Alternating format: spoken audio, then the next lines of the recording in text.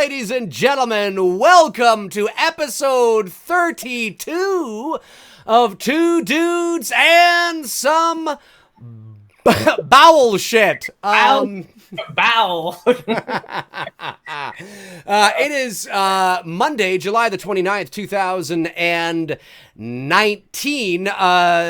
Once again, we've had to sort of push just a day. Our regular scheduled day is always Sundays. So that's always the day that we like to sort of do the shows. But every now and then, yeah, because, every now and then we have to move things either because of something that Tony's doing or I'm doing, and that's just been the case these last couple of weeks. And it might be the case next weekend, too, because I might have something going on, but I'm not 100% yet, so we'll kind of see how it goes. But it definitely will, because I actually have something going on. I've got my big Carrie photo shoot. I had to get permission to use this at school that we're shooting a lot of the Carrie scenes at. So the permit was available for only one day, and I can only get it for Sunday.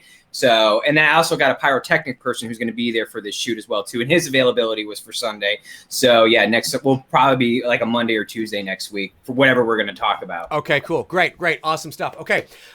So, yeah, this is episode 32. And tonight, Tony and I are talking I Know What You Did Last Summer, an urban legend. Look at the T-shirt. I got your girl. That's right. She was, oh, my. Just, you know what? The picture on the my right, your left. This one? No, your left. This one. That's right. That one, I had that picture up in my locker in high school. Woo! Yeah, Jennifer Love Hewitt was definitely my celebrity crush, if you will. We're the same age. She was, she is a few months older than us. She was born, I believe, if memory serves, she was born February 26th, or I think it's 26th, 1979, somewhere around there. And her mother's name, this is kind of weird. Her mother's name was Patricia. Her mother died of cancer. My mother's name was Patricia, who also died of cancer. So that's kind of, it's a little creepy there. It's like we're kindred spirits and we don't even know it. Anyway, yeah, I had a big thing for Jennifer Love Hewitt. So I went to see. I mean, she was. It's true. It's true. But I had like all the pictures all over my wall at home. I was a little overboard. But yes, I went to see. She is, and she still looks good. She still looks good. Oh, absolutely. Yep. And that, of course, that movie's from 1997, and Urban Legend is from 1998. So these are two horror movies that were released in the late 90s, sort of piggybacking on the success of Scream. And, A little fun fact that I discovered today here. I call this the Dawson's Creek era of horror films. I think most because it very much felt like it was Dawson's Creek. But the irony of it, the creator of Dawson's Creek, the writer, was Kevin Williams, who also wrote Scream, who also wrote I Know What You Did Last Summer. So to call it the Dawson's Creek era now, it really makes sense because this is the guy who wrote Dawson's Creek and also wrote these two movies as well, too. Actually, I believe his name was Kevin Williams' son. Yes, Williams' son. Sorry. Yeah, yes. Yeah.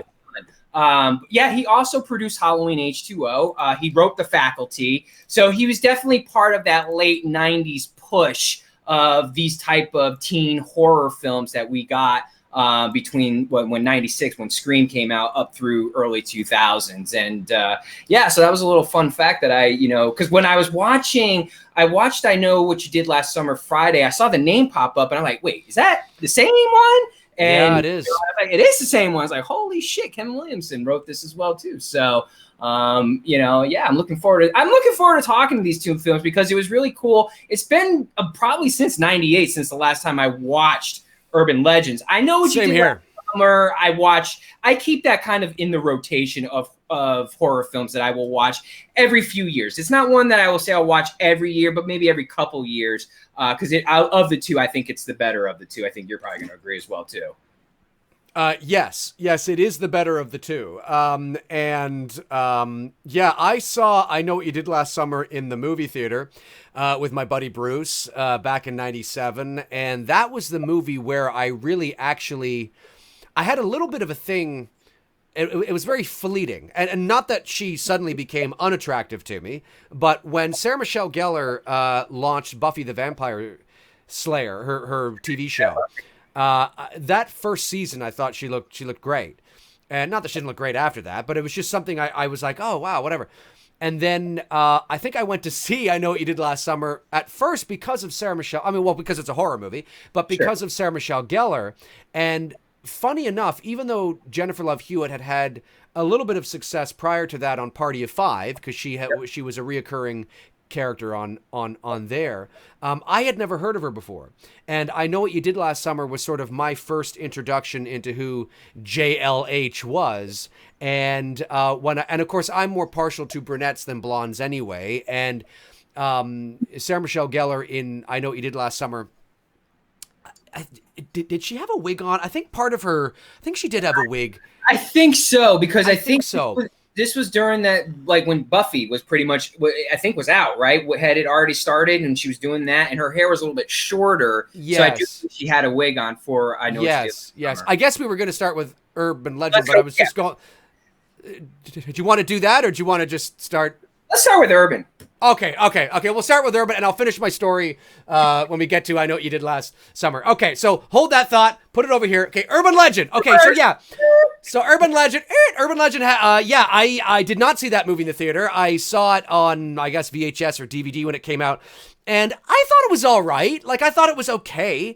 And but like you, Tony, I hadn't seen it probably since, 1998. And I watched it today. Probably for the first time in 21 years, honest to goodness. Yeah, same here. Yeah, and I watched it and I thought, oh my God, I forgot that Robert Englund was in this movie. Right.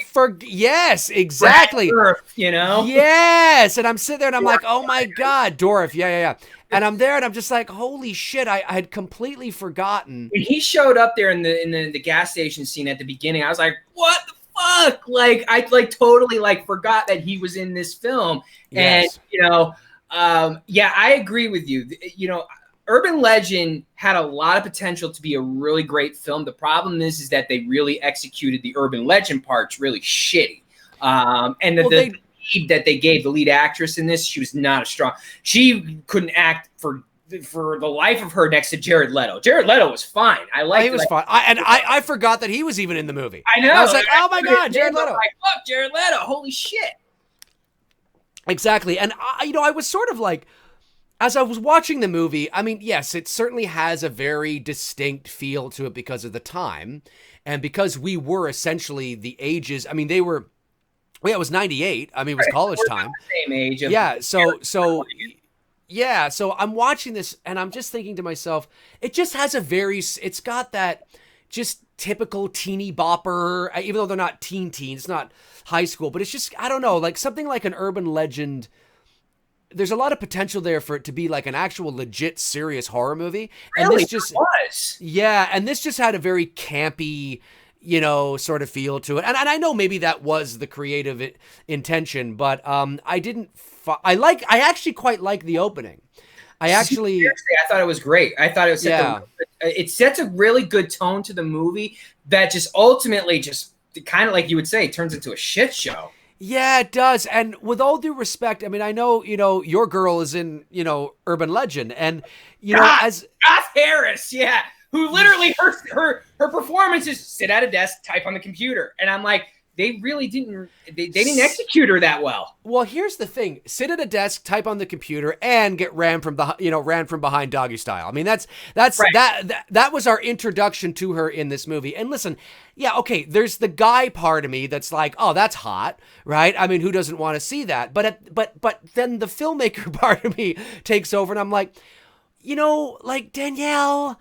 Like I just sit there and I think to myself, like, it's not the reason, but it's like, of course she's playing that role. And I'm just like, God, I would love to have seen her in the starring role, or maybe she's in the other role of the woman who is the person doing all the killing.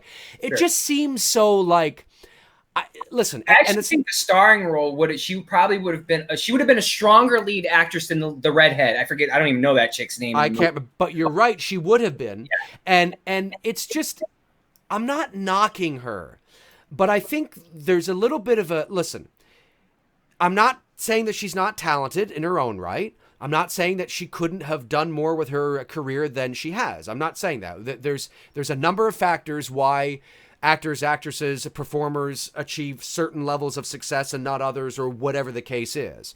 Decisions factor into it, families, whether or not they have children or whatever the case is. There's agents, managers, contracts, flavors. I mean, listen, as a voice actor, I could have a year where my kind of voice or my performance, I'm hot, in demand, and I'm on everything. And then the next year, for whatever reason, it's the female. No, it's that voice, which is the hot ticket of the thing that's on all the things. And, it's the nature of the business. But when I think of who she is and I think of this character, I just feel it's kind of like it's such a stereotypical Danielle Harris role, and I think she's almost better. I hate to say it, but she's better than that. She's more talented than that. Not that somebody if they wrote a character in the script that was that character, somebody's got to play it. Right. I just was kind of like, oh, Danielle, really? Like I'm not saying she's Meryl Streep, but she just was not utilized to her full potential, and she could have been utilized a lot better for that film. I also felt like if not the lead, they could have done a really good misdirect with us thinking she is the killer, and build up to that to give her more of a performance, rather than her big scene really is getting up from the chair, going to the bathroom, coming back and seeing the note, "I'm in your room," and then she's killed. I mean, really, that is the most acting she did in that movie, because the rest is the doggy style scene and she's sitting at her desk. That is all she's fucking doing for her performance. Which and it's almost like they extended the scene for her to go to the bathroom and put on a bit of lipstick because you don't have a mirror in your bedroom. Right. I mean, what girl doesn't have a mirror in her bedroom? At the very least in her purse of some kind, right? So it's almost like she was like, oh, that's it. They're like, okay, Danielle, walk to the bathroom, put on, because it was 3 seconds. All she did was go like this and then leave. It's not like she was there putting on makeup. It was just like a slight touch up. So yeah, I agree. It was a little unfortunate, and but that just seems to be her sort of lot in life in terms of her career. But yeah, and then of course I forgot that Joshua Jackson was also in the film as well. The Dawson's Creek joke in there in the car scene might have been funny in '98. Now it's not. It doesn't hit well. It's a little kind of campy. Well, it is, because I've often said I'm probably not the one, but who knows? I mean, where I said that Halloween H2O was like Michael Myers walked onto the set of Dawson's Creek. I've been saying that for years. Well, it was right during that time. Yes, and because it takes place in California, you have a very warm, aesthetic to the entire piece. So when you look at something like Urban Legend and I Know What You Did Last Summer and Scream, and they have a very sort of certain aesthetic to the look. And when you got Joshua Jackson sitting there and she hits the car or turns on the car and I don't want to wait just and it comes on briefly, it's like, yeah, it actually does feel like I'm just watching a Halloween special of Dawson's Creek. Right, exactly. That's what it is. It really is. And I just maybe 20 years ago when we're seeing it during the peak, and that was right about when Dawson's Creek was at its peak and it was 100%. I get it. At the time, it was huge, and Joshua Jackson was huge. And what was Dawson's name? James Vanderbeek. Is that his name?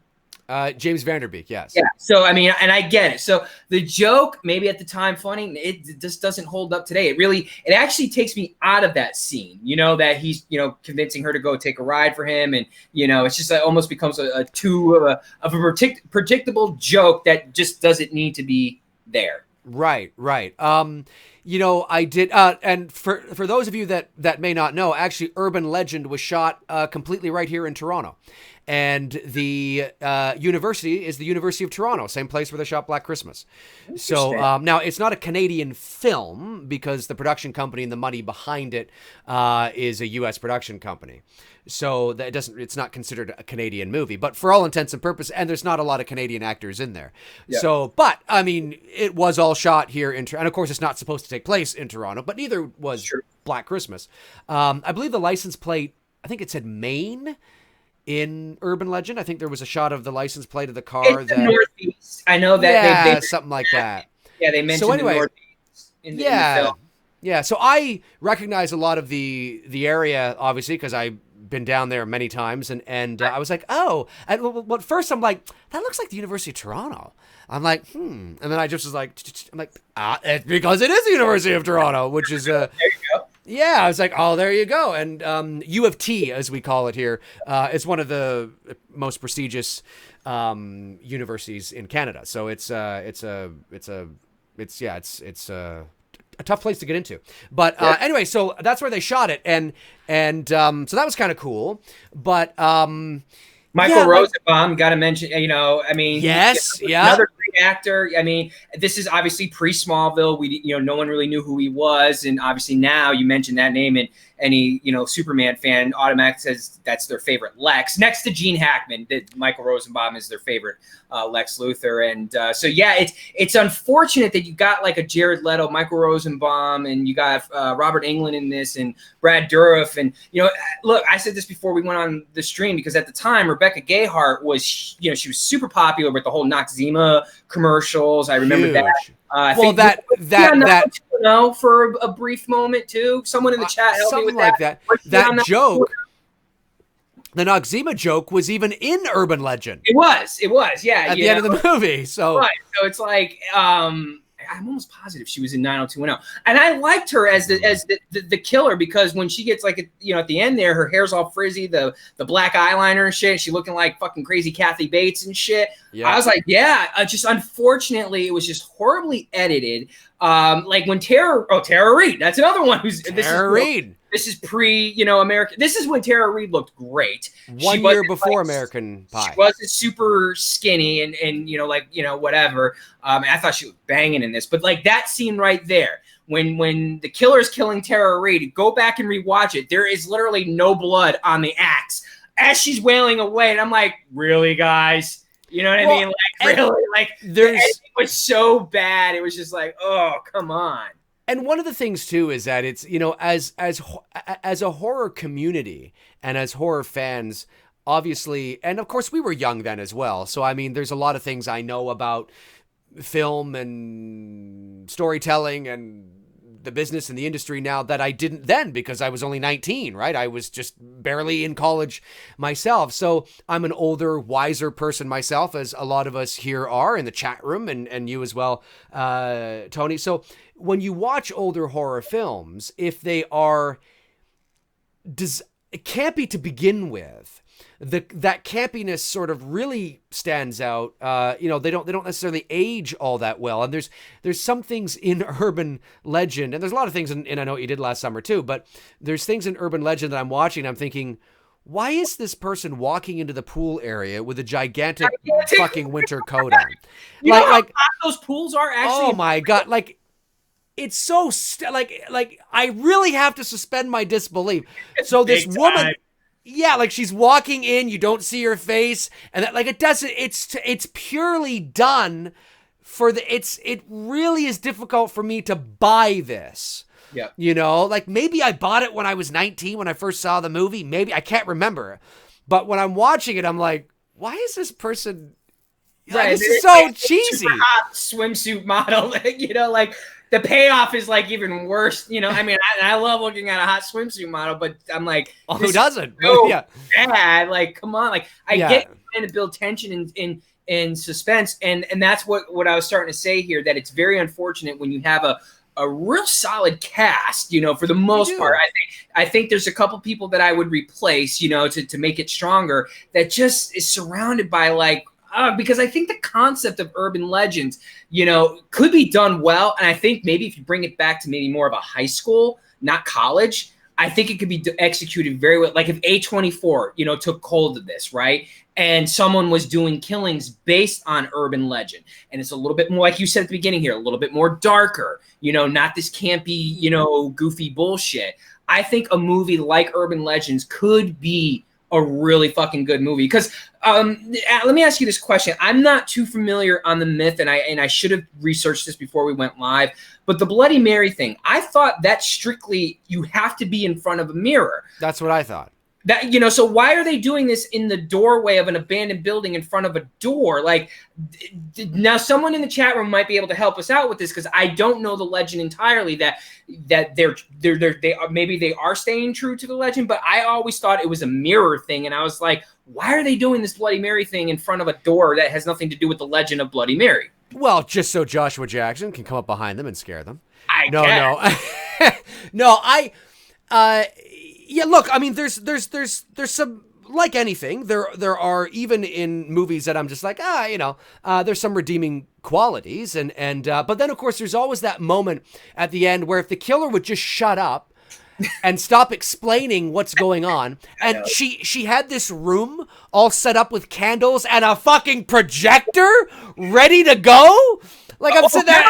How about right? She's on, and this is no fault to Rebecca Gayheart, because she totally knocks the scene out. I love her as the killer. I think she was phenomenal. She was cute job. too. Oh, absolutely, easy on the eyes. But the director and the creative people behind this, I'm sitting there going like, okay, you have her on the bed. She, the reveal happens. Then when the chick wakes back up, the redhead, someone said it, her name is Alice White or Witt or something like that in the chat.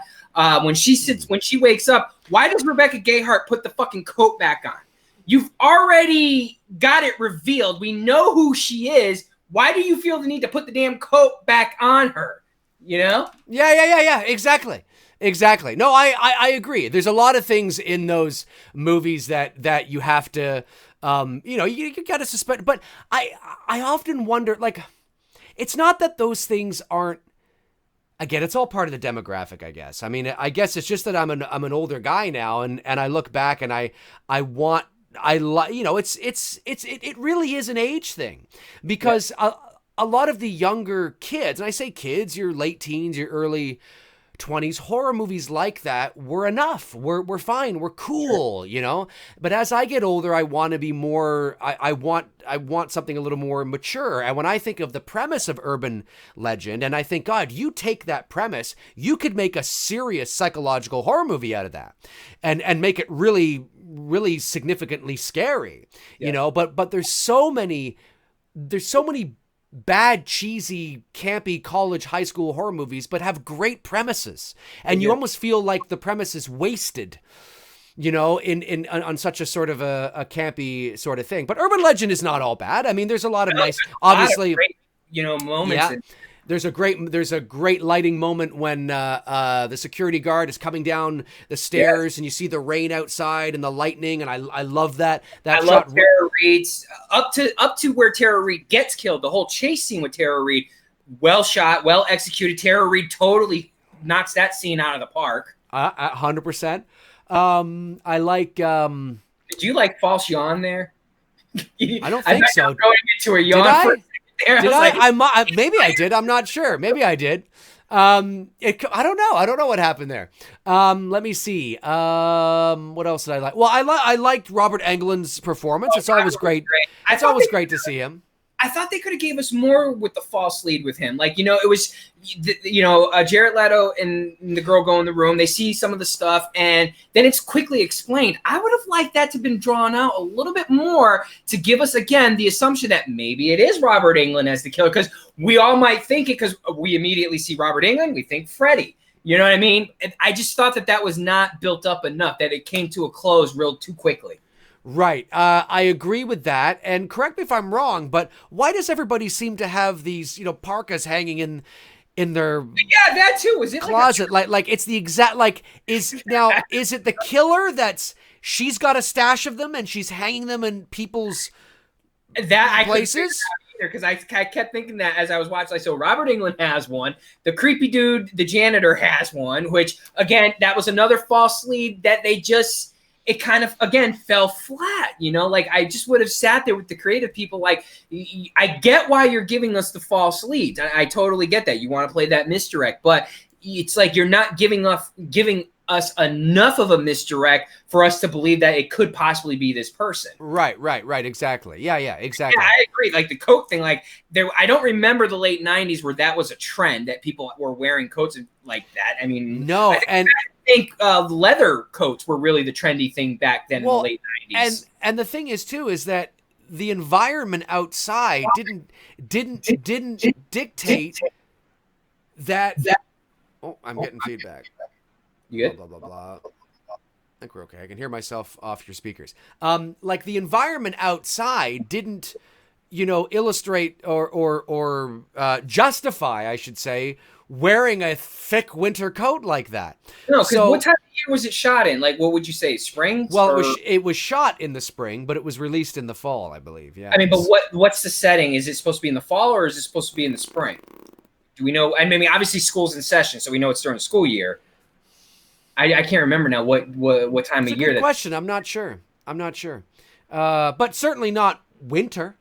No, it's not winter. No, there's no snow whatsoever. So, I mean, I always found it funny. Like, why does everybody have these parkas hanging there? Unless the killer has a stash of them and she's false, she's planting evidence to try and, get people off her tail. But, now, did you like the reveal on why Rebecca Gayheart is doing what she's doing? Did you, with being it tied back to an urban legend that the girl and her friend did to killing off her fiance or whatever? Did you like that reveal, or how did you feel about that? I think it's just pretty par for the course in a movie like this. I just will say that it, in order for the movie to end the way it did, everything's got to go exactly as planned. I mean, she's got this room full of candles. She's got a projector that she's ready to go with a fucking slideshow.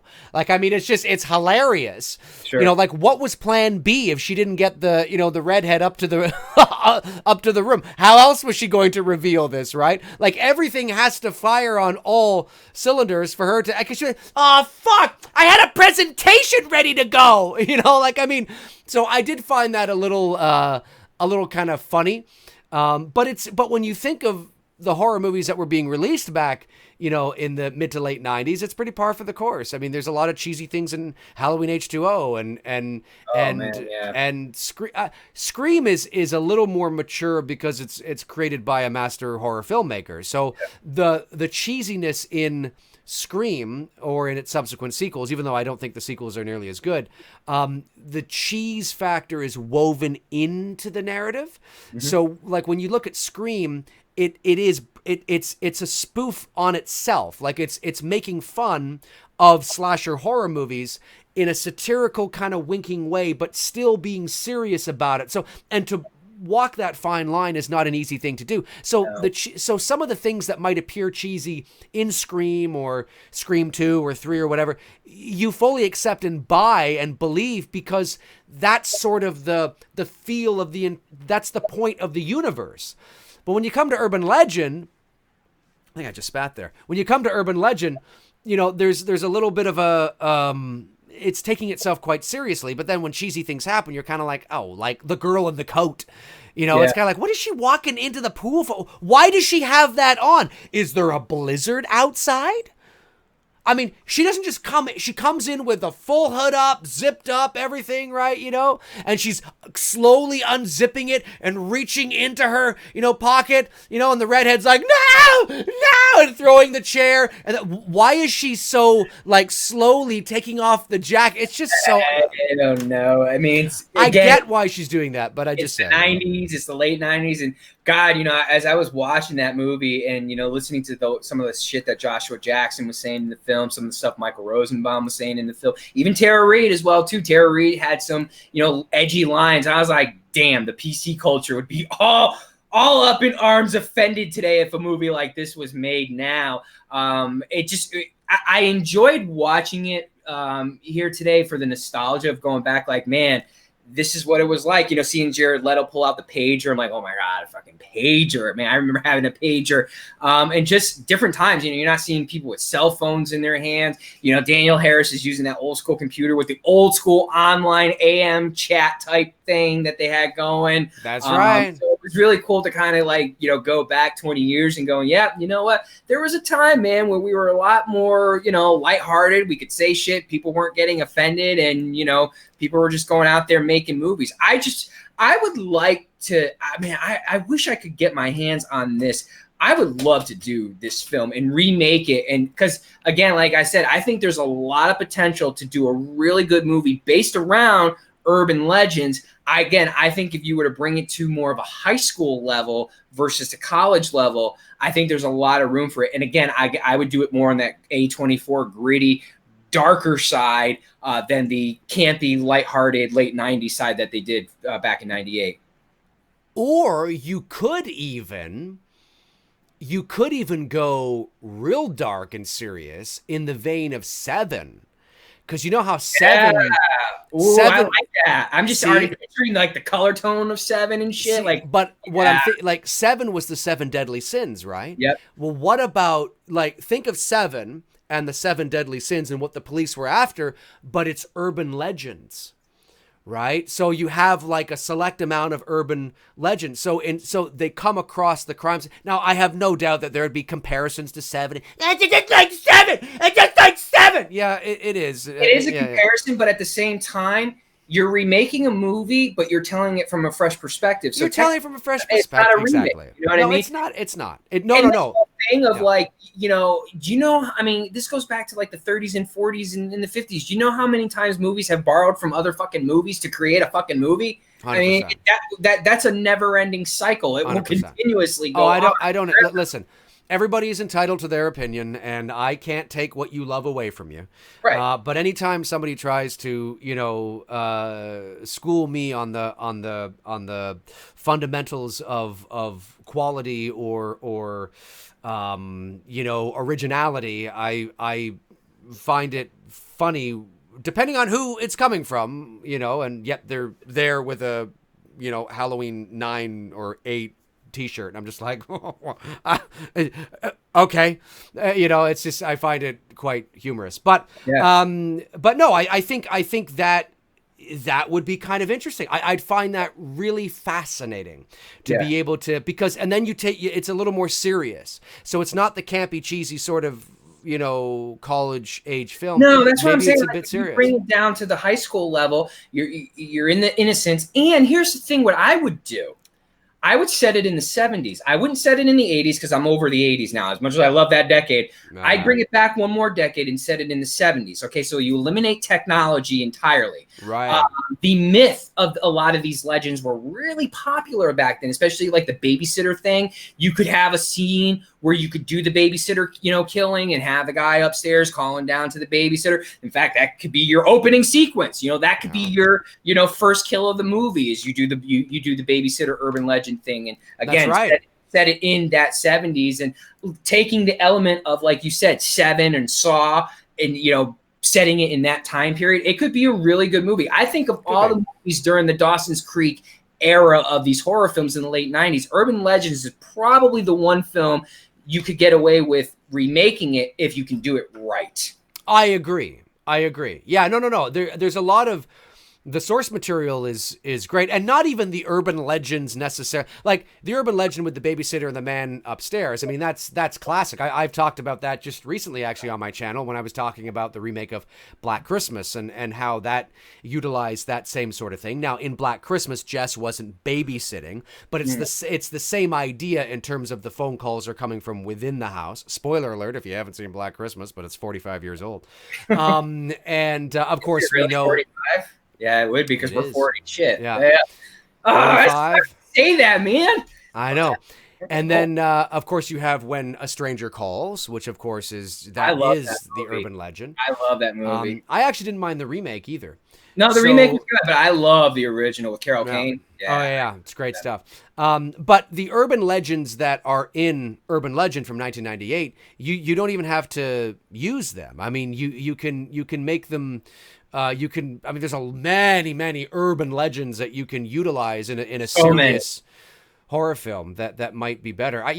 That's kind of cool. But I mean, all in all, Urban Legend is a fun afternoon killer.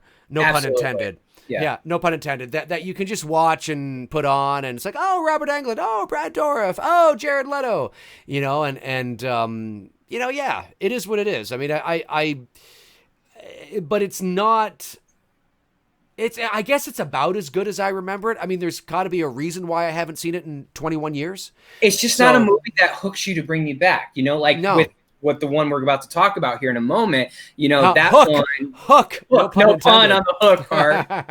But it just doesn't, like, it'll probably be another 20 years before I watch this movie again, you know? Right. I agree. I mean, like you're right. If you haven't seen the movie, it's a good, like Dave said, it's a good afternoon popcorn movie. It's as campy as the late '90s as you're gonna get. And you're, like I said, some of the actors we listed off in there, you're gonna get a young Jared Leto, you're gonna get a young Michael Rosenbaum for you Smallville fans out there, goth Danielle Harris, for the horror fans, and I mean, Brad Dourif and Robert Englund. So. Brad Dourif and Robert Englund. That's right. I mean, it's not the best of the late '90s running horror films, but certainly if you take it for what it is, it's fun. Yeah, I mean, it's at that time, if you were making a college, high school horror movie, it's got a select set of characters and cast that would be in a movie like that, very much like The Faculty. Right? When you look at The Faculty and you think of who is in The Faculty, I like The Faculty better than Urban Legend, by the way. Sure. Well, I'm sure we'll be talking about that someday. We will. But The Faculty, isn't that 2000? It's like 99, 2000. It's right in there because it came out roughly close to H2O because I remember that was Josh Hartnett's back-to-back. He had a back-to-back release there in the late 90s with Halloween, H2O, and The Faculty. Right. Oh, no. I was wrong. It's 1998. I thought it was 2000. So it was the same year as right Halloween. On the cusp. Yep, 98. Okay. Yeah, it was 1998. So I think The Faculty is a better movie. But when you look at The Faculty and you look at the the cast and set of characters that are in that, it's the usual suspects that would be in a movie. But like The Faculty, here's the thing: The Faculty and Urban Legends. That's the Lebanese version. Urban Legend. They both have strong casts. When you look up The Faculty's cast, besides Josh Hartnett, there's the girl in there too. I'm drawing a blank on her name, but I know she was in She was in oh my god, what movie am I thinking of here? She was in a movie where she plays a prisoner and she's getting interviewed. Oh my god, I'm drawing a blank. List off some of the actresses' names on there. You talking about The Faculty? Yeah, I hate this. Oh, you've got, let's see, Jordana Brewster. You've got Jordana Brewster. Oh my god, that's right. I forgot Jordana Brewster's in that movie. Clea Duvall, Laura Harris. You got Salma Hayek. You've got. Oh my god, that's right. Salma Hayek's in that as well too. Piper Laurie. Piper Laurie. Piper Laurie. You've got Bibi Newworth, who played obviously Lilith on Cheers. Oh my god, that's right. Bibi Newworth is in that. I totally forgot about that. I love Bibi Newworth. John Stewart is in it. John Stewart's in it. I've seen Bibi Newworth a lot on stage. You guys ever get a chance? Honest, swear to God, if you ever get a chance to see Bibi Newworth in a play on stage, you want to talk about an actress who can fucking act? That hands down one of my favorite stage performers. What is that fucking chick's name? Hold on. Go look it up yourself. Maybe you'll be able to find it. Fucking Storm's in, or not Storm, Jean Grey's in there. I can't even pronounce her name. I just know her as Jean Grey. Yeah. Yeah, so again, The Faculty, has a strong cast, and it's a really good movie. It's just unfortunate Urban Legends, it fell short. It did not have that same thing, and I think that's what they were hoping to go with the cast in Urban Legends. Yeah. No, I agree. And that's a good segue into I Know What You Did Last Summer. Yes. So let me get back to my I Know What You Did Last Summer story and how that came to be. So, at the beginning of the show, I was talking about how, obviously, Jennifer Love Hewitt, my high school crush. We didn't go to high school, obviously, but and a lot of similarity. Like, we're both the same age. Our mother's name were both Patricia, and both of our moms died of cancer. Not that exactly that's what you want to hear, but that's kind of cool. I mean, not cool, but not cool. But I just meant you know what I'm saying. Like, oh, that's kind of interesting. Let's say not cool. So yeah. With the exception, I'm sorry, man. There's one moment your girl, and I know she's your girl, and I'm rocking her tonight, but the fucking "what are you waiting for" moments, I crack up every fucking time I see that. Oh, man, that, yeah. What are you waiting for? Huh? Yeah, I know. Let me see. So, it's a great movie. I Know What You Did Last Summer is a real, and you can definitely, now knowing that Kevin Williamson wrote the movie, it has that Kevin Williamson vibe. I think I Know What You Did Last Summer is I wouldn't call it a great movie. I would call it, because it's all relative. Like, I get what you're saying. Yeah. I would call it a it's one of the better horror movies that were released in the string of horror movies that were released at that time. Yeah, it's not quite to Scream level, but it's up. No. Unfortunately, it gets watered down by its atrocious sequel a year later. But yeah, we're not even going to go into that, are we? No. So I saw I Know What You Did Last Summer in the theater in 1997 with my buddy Bruce. I went to see it because of its horror, and mostly because of Sarah Michelle Gellar at the time, because I kind of had a crush on her because of Buffy. But then, of course, I am more partial to brunettes than blondes anyway, and I see Jennifer Love Hewitt, and this was like my first introduction to Jennifer Love Hewitt, even though she had been on a reoccurring role on Party of 5 years prior. So I was like, who is this? And I'm sitting there the whole movie trying to pay attention to the plot and the narrative, and I'm just thinking, oh my, I wish this chick went to my high school. Right. Oh my God. You know, Ryan Felipe and Freddie Prinze, for the ladies out there, you know. I'm not sure if this is Ryan Felipe's first movie, because I can't remember when Cruel Intentions came out. I know that's... No, it was before. I think Cruel Intentions was 96, I think. So Cruel Intentions did come out first, which was the first... I believe pairing, so. Which would be the first pairing of Ryan and Sarah Michelle Gellar working together, because that was... I know they worked together in that film. Which Sarah Michelle Gellar as a brunette is fucking hot as hell too. Hang on a sec. I was wrong. Cruel Intentions. No, I was wrong again. Cruel Intentions was 99. Boy, I'm off by that. It's close. I'm off that. 99. Yeah, I don't know why I thought it was not. I wonder why I thought it was 96. Very strange. Very strange. Very strange. It's in the same period. It's within that few years. It is, yeah. That's so weird. Yeah, so this would have been their first. You know what? Now that I remember people watching Cruel Intentions a lot in '99 at college. So okay, I was off by that. And I'm usually actually movie and dates is one of my specialties. Believe it or not, I actually really. Of course, that doesn't. These two errors on my part don't bode well for that. But I'm usually. I think good with dates. I think your fans are going to forgive you by. Yeah, exactly. Years. You're in the ballpark. Well, what's funny is I'm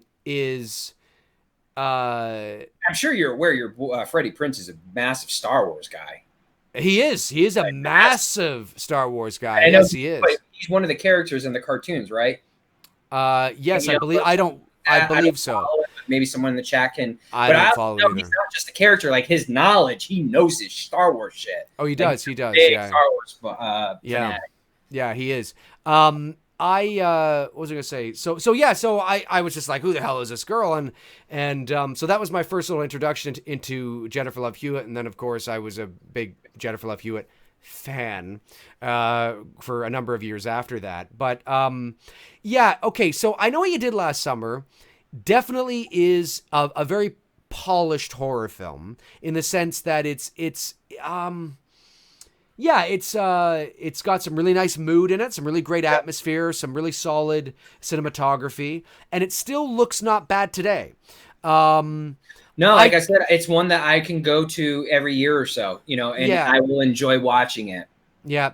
The one thing that I never really warmed up to, though, is the whole fisherman hook thing. I understand. Yeah, I never warmed up to it. Even for the place setting of where it takes place. Yeah. I know. I get it. I get that's and I get that he's got a hook, because of that, and also because of what Barry, Ryan Felipe's character, says when they're pushing the body into the water, because obviously the guy sees what they did and blah blah blah. Like I get all that, but for some reason I just I never really maybe it was just the outfit just seemed cheesy to me at the time.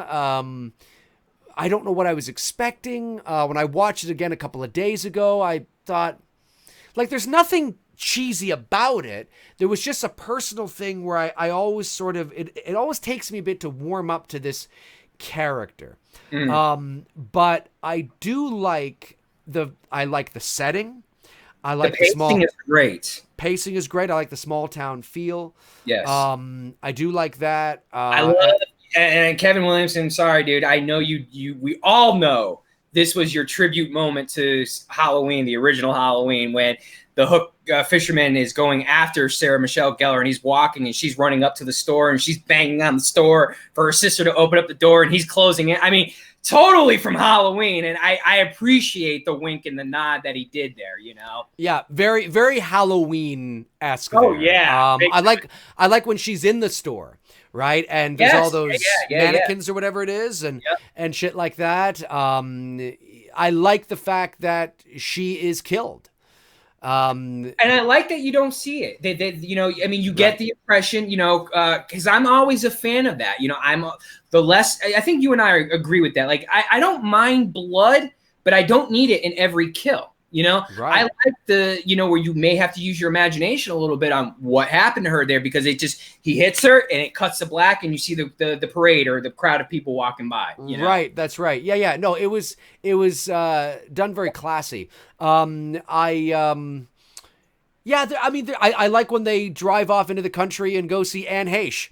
And speaking of, I just learned this today or a few days ago watching it, when Jennifer Love goes back out there the second time with the yearbook.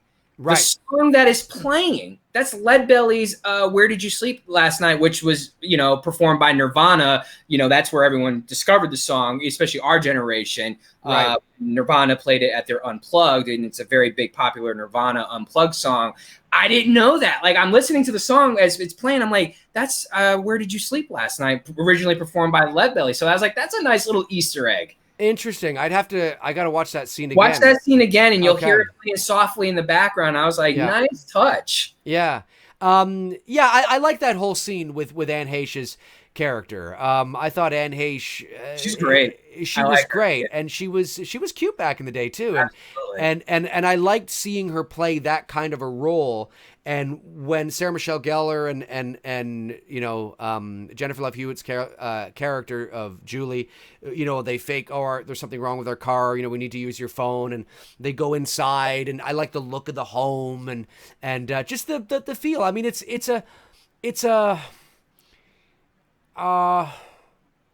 think the fact that it didn't, once you start setting a horror movie at a high school or at a college. Now they're in high school going to college, right? And I know what you did. Something I think they like just graduated high it's school going to college, yes, right? But it's the summer because it's the 4th of July. Right, yeah. So, but anytime you set a horror movie, you know, during the school year, especially back then, you often I feel like writers feel like we need to have things in there that tell our audience that these are college age kids and they're in school and they're in high school and stuff. So you see, you know, sex scenes and parties and drugs and and I just find that it's completely unnecessary, and it takes away from, you know, the more juicy part and meat of this. That doesn't mean you can't have certain little things that are very high school or college-ish. But the second you set it during the school year, horror movies suddenly become not, again, this is generally speaking, and not that there aren't some that are set during the school year that don't have this, but generally I find that they start, the campiness ramps up, you know, and the cheesiness ramps up. Whereas with I Know What You Did Last Summer, it's during the summer break, so you can focus in on things. They're not on a college campus, so you don't see the cheesy professor or the corny, you know, sex scene or the, you know, the corny doofus guy walking down the hall going, "Hey, what's going on?" Like, you don't see those things because your main setting is not a campus or a high school. No, you're really focused on the 4 key characters in this. Yeah, film. And suddenly the film feels a little more mature. Like in the film that I'm writing, in the screenplay that I'm writing, that I've been writing for years and years now, which is based on my it's a feature-length film, and it's based on my second year of college, and it's based on a true story, and it deals with sort of, I don't want to get into great detail, but it's got some supernatural elements in there, and I know what you're thinking, a true story? Yeah, absolutely.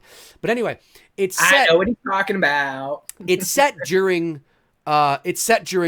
the school year, but one of the conscious things I always had on the top of my mind as I was writing it was not to fault. That doesn't mean there isn't some humor in there, or there isn't some moments where they're like, oh, okay, clearly they're 1 years old, or they're, sure. But I wanted it to be mature. Sure. And when you watch Black Christmas, that was one of the things that Olivia Hussey said. Now, again, this is 1974. It's an independent film. Not a lot of money to do a lot of things. But one of the things that she liked about the script was, they're in school. The school is the setting is a sorority house, and it's not that there isn't some things that tell you that they're younger, but it's a very mature feeling film.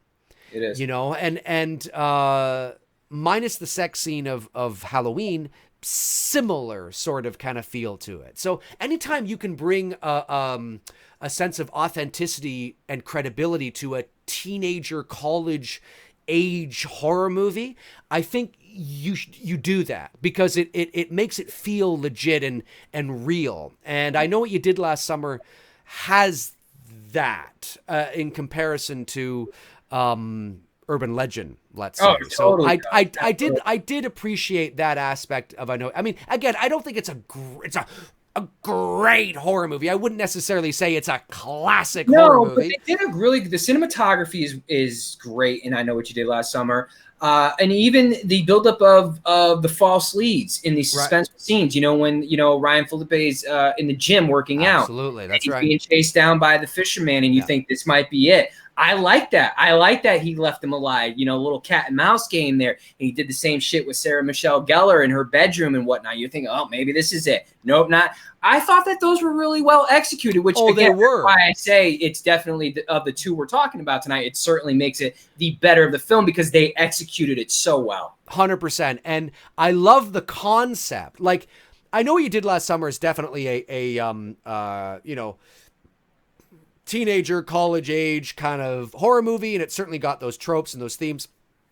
But just the concept alone, imagine doing something that you've tried to hide, and it's something of a grand scale, like what happened. You hit, and oh my God, and they eventually are responsible for his death. Although I never understood why, unless his legs were broken, and maybe that's why he didn't try to swim. I did kind of find that a little like he's alive. Yeah.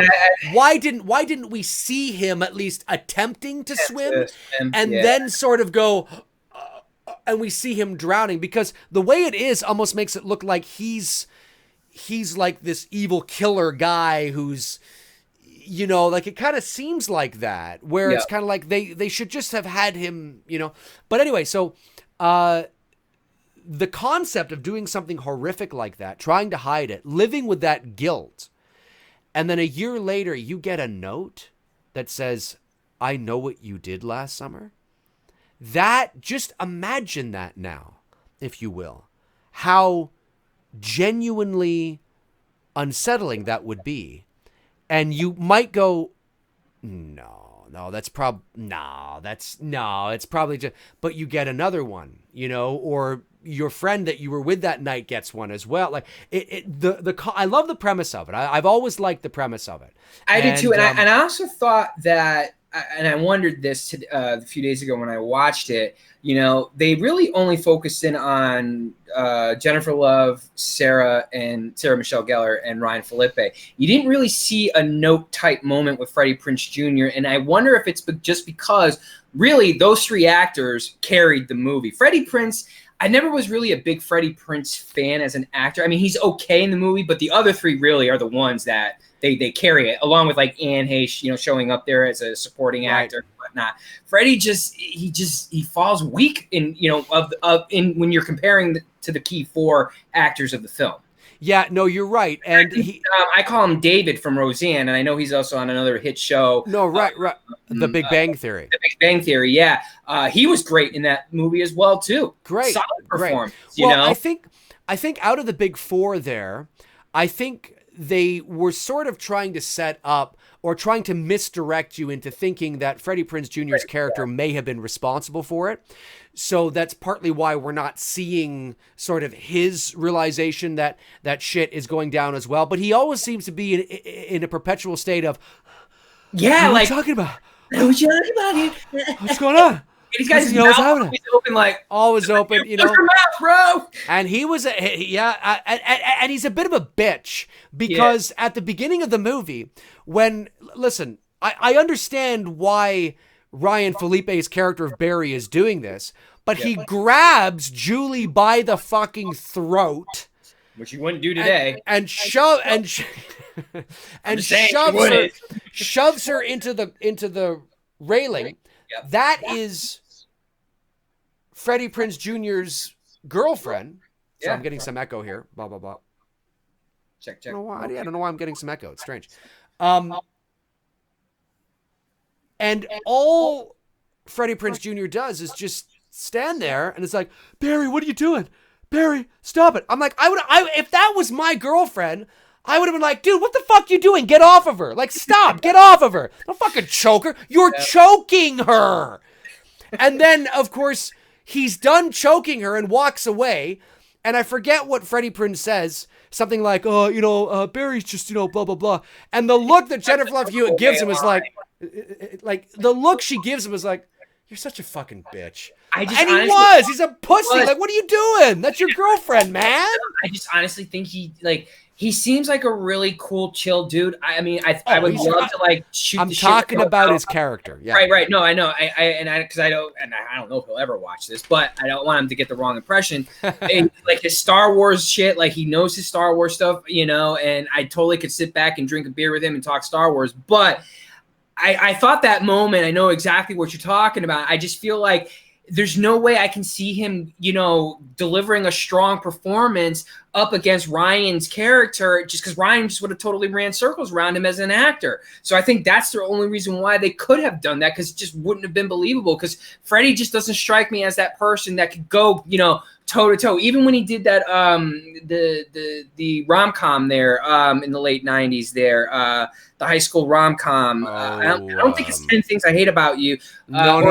I know what you're talking about. The one where She's All That. That's it. Yeah, She's All That. Again, same thing. Like, young Paul Walker's in that with him as well, too, when they make the bet. And it just, Paul Walker ran circles around him, because I just didn't think, like, when Freddie and him were going up, like, no, dude, Paul Walker will fucking smack you, like, from this side of Sunday. Like, no. No, if Ryan...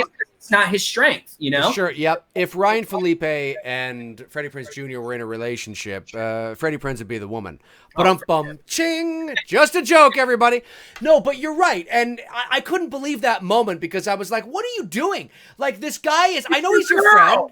Yeah, I know he's your friend, but there's nothing wrong with taking your friend and going, hey, whoa, buddy, back off a bit. You're fucking strangling my girlfriend. And then he has the gall to be like, I'm sure Barry didn't mean it, or whatever the fuck he says. And Julie's face, Jennifer Love Hewitt's face is just like, I would have been like that too. I would have been like, fuck off. Here's an interesting question. David, the guy who, I don't know his name, someone help me in the chat room. The guy who plays David on Roseanne, who's also on the other show, The Big Bang Theory. What if he was Jennifer Love Hewitt's boyfriend, and you put Freddie Prinze in the David role? That could have changed the movie, because I think that guy, the actor, could have gone head to head with Ryan Felipe, because he was going head to head with him, because they had some beef moments. Johnny, yes, thank you, Johnny Galecki, thank you, movie chat and more. He totally. I thought about that watching. Like, it would have been interesting to see if they had done a role reverse and Johnny Galecki play the boyfriend instead of Freddie Prinze. I would have been okay with that. Yeah. Yes. Yep. I would have been okay with that. Now, we know why Freddie Prinze was cast in that role at that time. I get it. The looks, he was a very hot ticket item in terms of the young girls. It's why Sarah Michelle Gellar and Jennifer Love Hewitt were cast in their roles, right? Exactly. I was going for Jennifer Love Hewitt, and the women were going for Freddie Prinze and Ryan Felipe. So, it's smart marketing. But I agree in terms of the performances, and it's not personal against Freddie. No, I mean, I've seen him in some things where I'm like, yeah, he's good in this role. But and even like Michael Anderson, and I totally agree with what he's saying here in the chat. It's spot on. It is the looks thing, and it is what it is. Johnny he doesn't have back then. Because they're not thinking the way now. Today, if that movie was being made with let's put young Freddie Prinze and young Johnny, they would give it to Johnny, because they've smartened up enough today to to make horror movies with people who can actually fucking act, you know? Right. They're not just solely, I'm not saying all horror, but the good ones out there. They're not totally basing it on just, you know, the good looking guy and the good looking girl. They are looking for people who can fucking carry a film. Right. And if it was made today, Johnny Galecki probably would have been the boyfriend, because you would have wanted an actor to go toe to toe with Ryan, and Johnny totally would have done that. Yeah, I think you're right. Yeah, there's nothing really there I disagree with. I think I'm just thinking more about the film and you know, the ending of the movie on the boat there, and alluding to the fact that it might be Freddie Prinze Jr.'s character, and yeah, I know the "what do you want, egg?" Whatever. Yeah, that thing. Crab scene. Right, she opens the trunk and there's all and that car, of course, such a late night or a mid to late 90s car. Actually, it might even be older than that. It might be early 90s car. Oh, the one that they're driving in there. Yeah, such a shit. Something similar, like a K car or whatever. Yeah, that man. Watching some of the cars that they were driving, like the Jennifer Love Hewitt car. I had a friend in high school who drove a very similar car. I was like, man, I remember driving in that damn thing. Oh yeah, yeah. Only get AM radio. Couldn't get FM to work. No. Yeah, like I like even just touching back at the beginning of Urban Legend, when the girl reaches into the back seat to get tapes, right? To put a tape into the thing. I will say this, and I know this is just minor details, but it's something that I just wouldn't do. Audiences are getting a bit smarter now. But the whole cliche of the person looking into the back seat and reaching for something, and then the car coming around the corner, we've seen that cliche many times, not just in horror films, but in many types of films. And how often do you reach into the back seat for that long? You know, nobody does that. It's one of the things, too, that you see, folks, when they shoot a driving scene, 99.9% of the time, and I always leave a little bit of wiggle room because I'm sure there's, you know, sometimes maybe that this is the case. But certainly when you're dealing with the big budget Hollywood films, the actors in the car are not actually driving, okay? They're being pulled, they're being towed, and the cameras are on them, and you know, but how many times do we see? And sometimes if it's a sitcom, obviously they use screens, and it's an actual sound stage. My buddy Bruce, they actually had one where he works, but I think they got rid of it.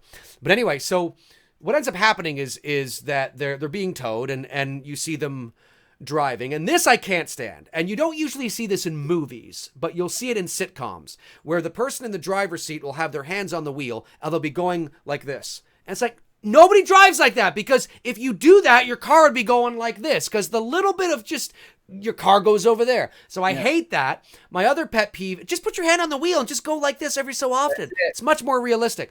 Yeah. Another thing I hate is in movies, when the camera is over here and you got the passenger in the foreground and the driver in the background, and they're there and they're like this and they're talking, but they're talking to the person, and they're not, for like 30 seconds they're going, well, listen, it's just one of those things that I think needs to be taken care of, and if you know the right thing to do, I think that's what you need to do, but at the end of the day, you need to understand. It's like, why aren't you looking at the fucking road? At least glance back, right? At least do something, right? It's always one of those pet peeves that I think you're talking about the dialogue exchange between Sarah Michelle and Jennifer Love Hewitt.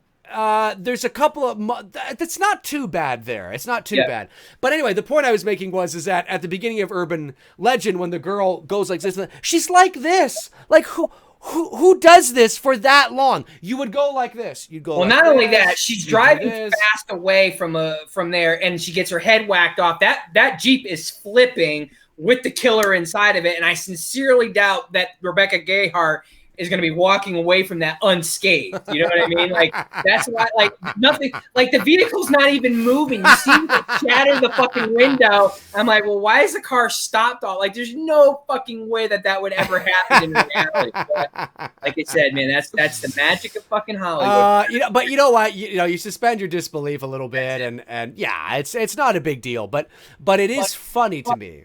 Yeah.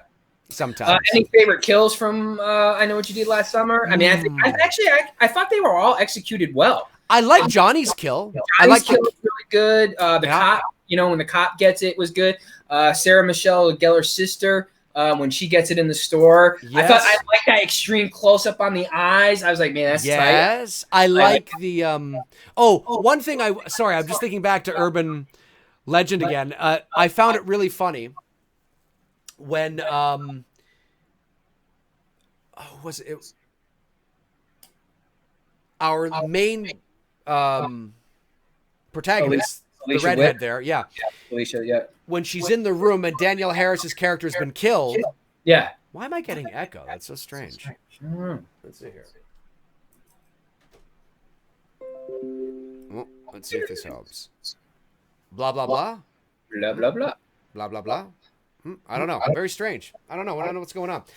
Anyway, so maybe I'll talk back here so the echo's not that bad. No, but I love when she's in the bedroom and Danielle Harris has been killed, but on the wall behind her is like written in her blood, don't you wish you, or aren't you glad you didn't turn on the lights? It's so long. It's so long. It's, aren't you glad you didn't turn on the lights to see what? It's like, what the fuck? Who stands there? And I just thought that was kind of funny. But anyway, back to I Know What You Did Last Summer. Yeah, I did like, I liked Johnny's kill. I liked Sarah Michelle Gellar when she wakes up and her hair's all cut. Yep. I thought that was kind of cool. Ryan's kill was good on top of the thing there where she could see it, but the audience can't see it. I thought that was well executed when he gets him from behind there up on the balcony. That was, I thought all the kill scenes in I Know What You Did Last Summer were very well executed there. Because, sometimes when you watch a horror movie, there's just like certain kills you're like, yeah, you walk out of there like, that one didn't really sell it for me. Most of the kills in I Know What You Did Last Summer were pretty solid. Yeah, they were. I don't really have anything negative to say about it. Yeah. Yeah, I agree. Yeah, they were. They were pretty solid. And like I said, I mean, it's one of the better late, like when Scream relaunched the horror sort of, made horror popular again in 96. And then, of course, you had Halloween H2O, Urban Legend, and The Faculty in 1998.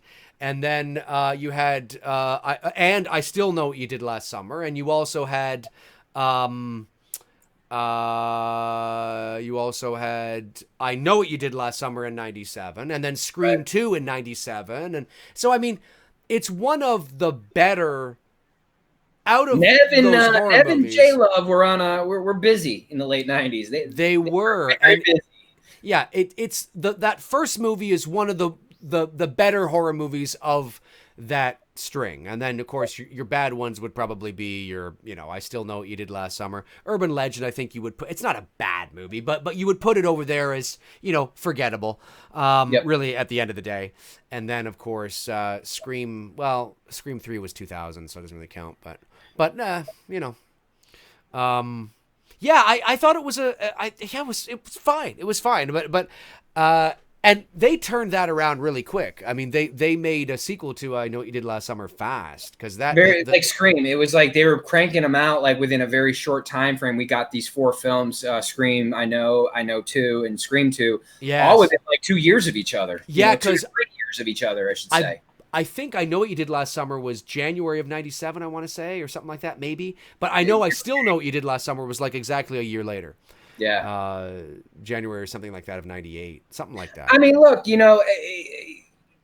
it's the time period, and this was our generation. This was for us, the high school kids. We were in high school, graduating high school when these movies came out and, whatnot. And certainly I would have preferred to have been a teenager in high school in the 80s or the 70s when a lot of this, those are the horror movies that you and I tend to enjoy a lot more. And right.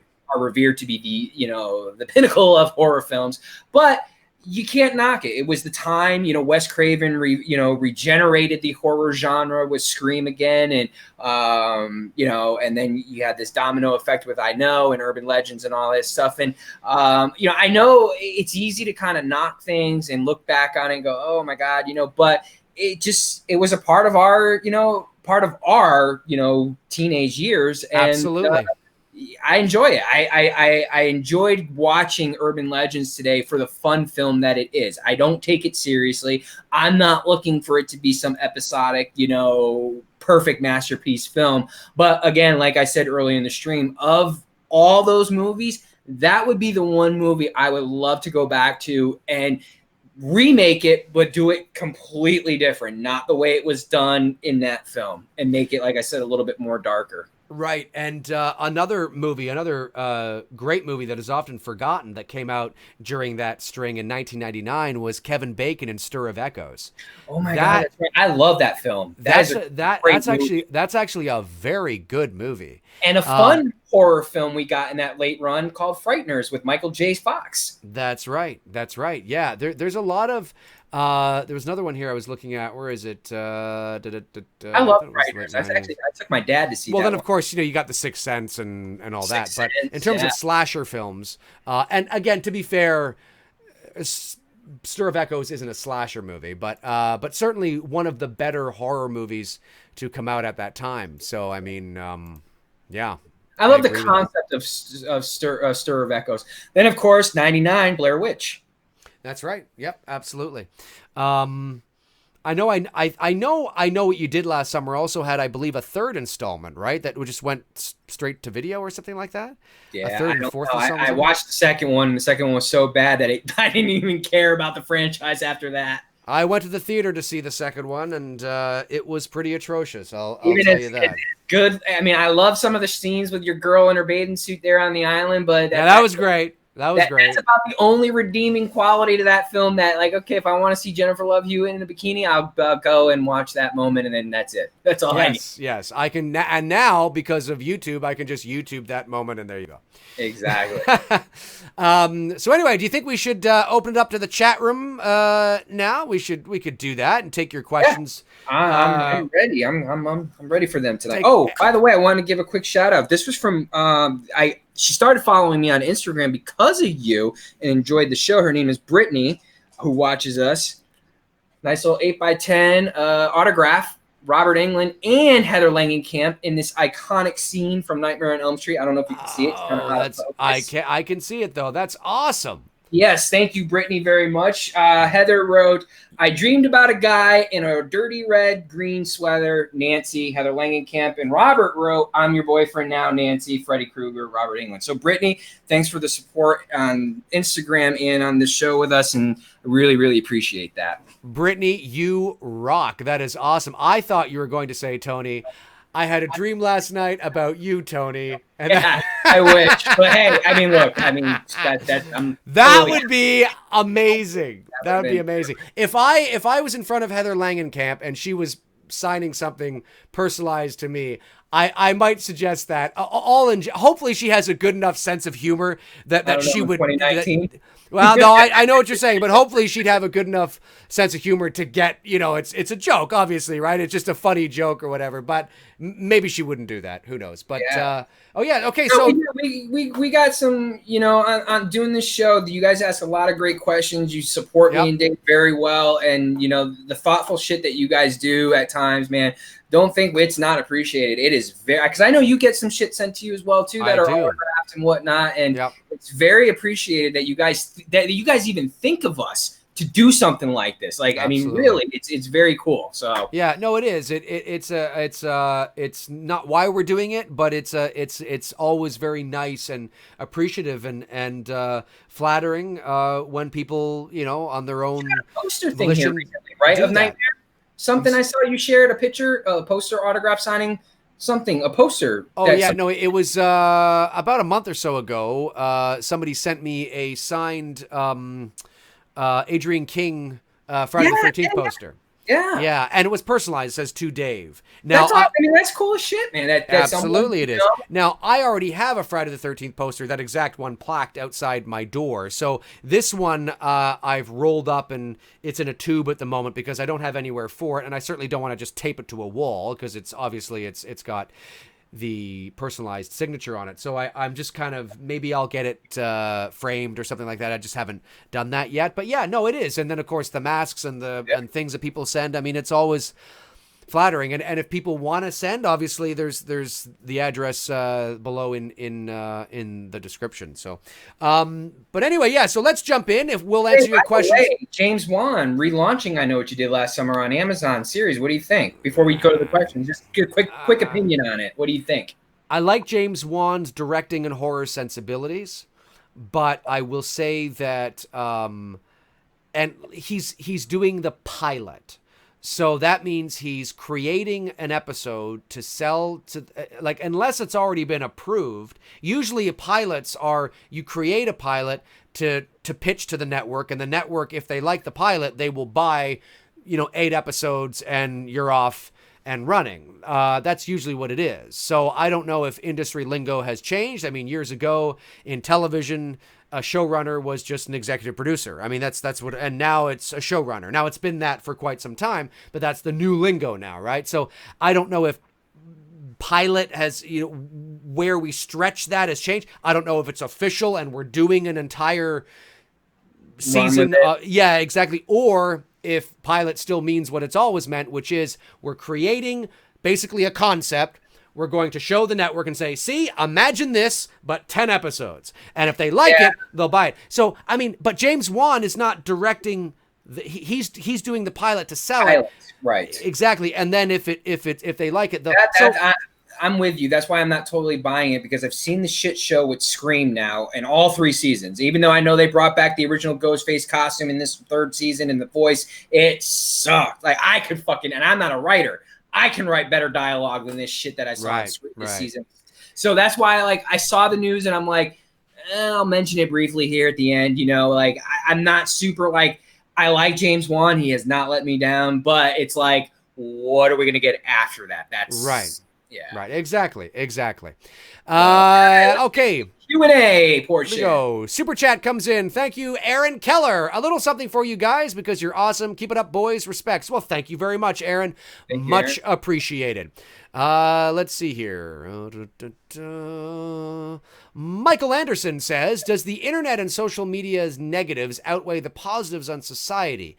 It was nice in the late 90s when teens still went outside. Well, that's a great question. Yeah, I actually think that's true. I think we get caught up in the less than 10% of the negative that is on the internet, because I really think that's what, if you were to really break down the number of how many people are actually negative, because when you go out in the real world, everyone's just living their life normally, shopping and, buying their food or going to the mall, and no one's fighting with each other. No one's bickering with each other. But yeah, somehow we seem to like rabbits, pit bulls, man. We latch on to this negativity. Yeah. Drama bullshit. I don't know why. It comes from when you do, I mean, obviously, again, I've only had this, I've had this channel for 13 years, but I've only put my face out there for the last 2, essentially. And one of the things that I've learned, I think I just crossed 18,000 subs today, which is pretty cool.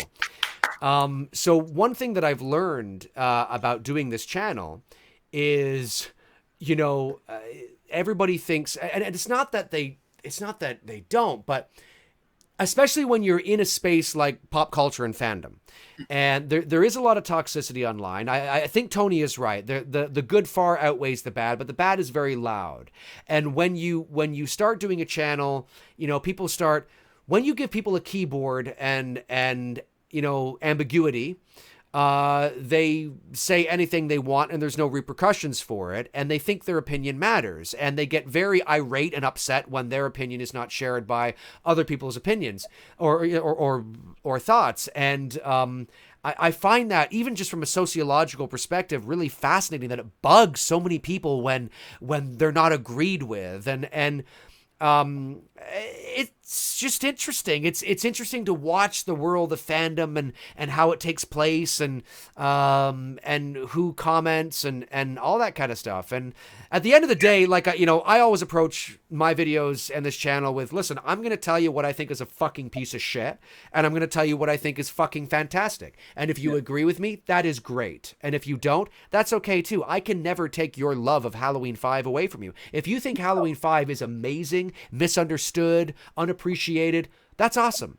but it's never going to change my mind. And that's okay. No, it's not okay. Well, then you need to get out more because, but it fascinates me how people get really angry at that, right? It's very interesting. I've always said this, with all the people who leave the negative comments or whatever, that I guarantee if we were out, grabbing a beer together, we'd probably have a, constructive conversation. We probably would disagree, but overall, we probably end up being really good friends at the end of the day, because most people that I do meet in life, I ultimately become friends with because I am a friendly person. Right. It's just this perception of like, you're only seeing this version of Tony on this show with Dave, or the blips that I show you on Instagram, which is just very small stuff. You don't know Tony in the real world setting. And that's what I'm saying. Like, the negativity, sometimes it just kind of sits there head scratching, like, man, why are we escalating it to there? You know what I mean? No, I absolutely agree. It's I think there's a false sense of when you watch somebody on YouTube a lot, you get a false sense of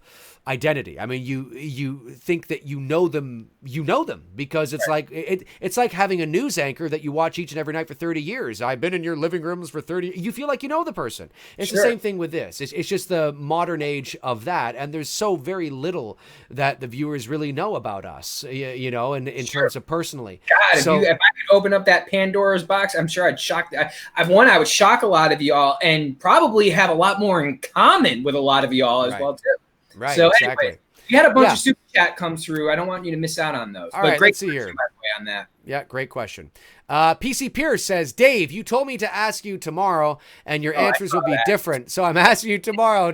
I didn't say my answers would be different. I said you asked me tomorrow, and my answers could be different, because you're always asking me on the spot, right? Top 3 Halloween franchise kills go. Well, it's been, 24 hours? I'm probably going to say the same thing.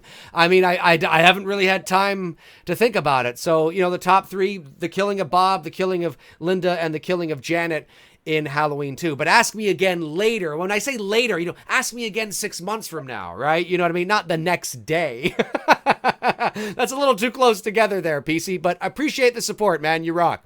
Top 3, huh? That was the question. And what did you say your top 3 were? Well, off the top of my head, in spur of the moment, they were the killing of Bob, the killing of Linda, and I really like the killing of Janet in Halloween 2 when she backs into the darkness and Dick Warlock's face. It's just, the kill itself is not really anything to write home about, but it's just that I think it's because the way the shape was utilized in that scene is the most Halloween 1 we get in Halloween 2. So I think that's why I like it so much. I can't really give you a top 3, but I can certainly give you a 1.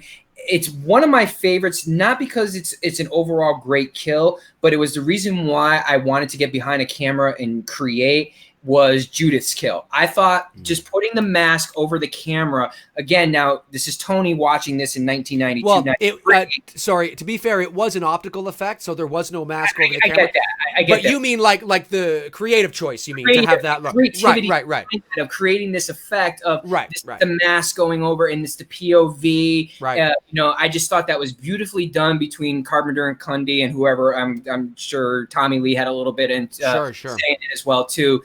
That moment, like for me as someone who loves being behind the camera, was like, I want to do this. That looks like so much fun. Oh my God, and again, this is Tony now, 1992, 93, seeing it for the first time. Like, wow, this was just so fucking cool. There's so many great kills, but that one always stands out to me because of the impact it had on me personally as someone who likes to create shit. Right. Yeah, it's a great kill.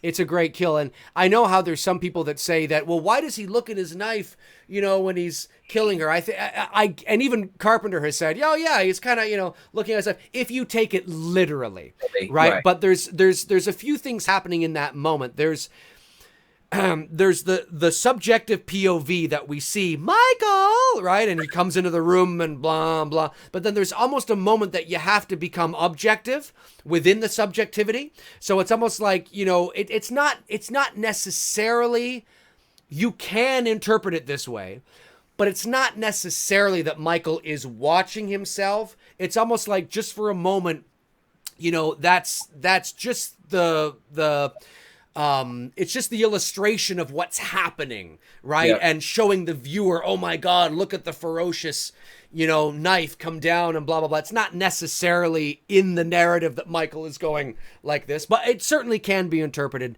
that way if you, if you wanted to do that. David Quintanilla, thank you, David. Much appreciated. I found your channel from Tony's vids before the first Cobra Kai, so buy him a coffee with the proceeds. No question. Just want to support the channel. By the way, I got my crush on JLH from this movie too. Awesome. Fellow JLH crusher right there, folks. We should start our own fan club and meet once a year. I'm sure she'd love that. Yeah, she'd probably be frightened by it. Let's take a non-super chat. I know there was a couple that came in, but let's see here. There was a good one here. Hold on, I had it and I just lost it. I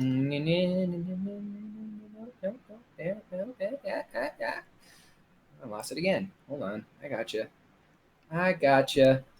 There's so many of you asking questions. It just keeps popping. All right. Well, while you find that. Oh, you got it. Okay.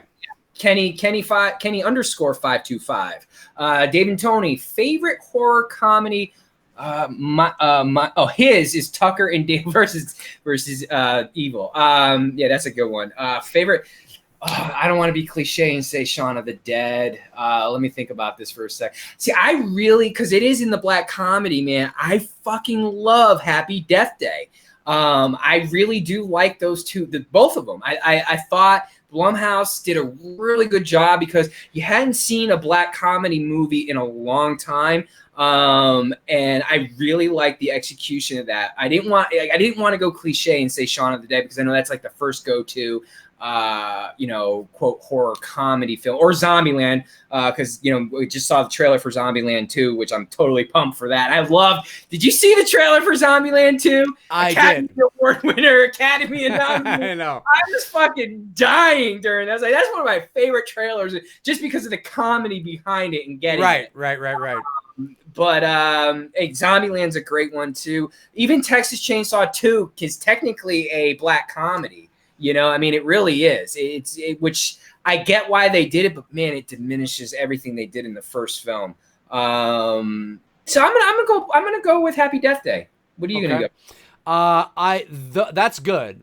That is good, and that's a modern version. It is a modern. Yeah, I'm gonna go with. Some people forget that although horror comedy might be a little strong, but it's definitely. It's like a black horror sort of comedy, kind of horror, whatever, is House, directed by Steve Miner. Ooh. Yeah, I love that movie. That one. You got me there on that one. That's a good one. I love that movie.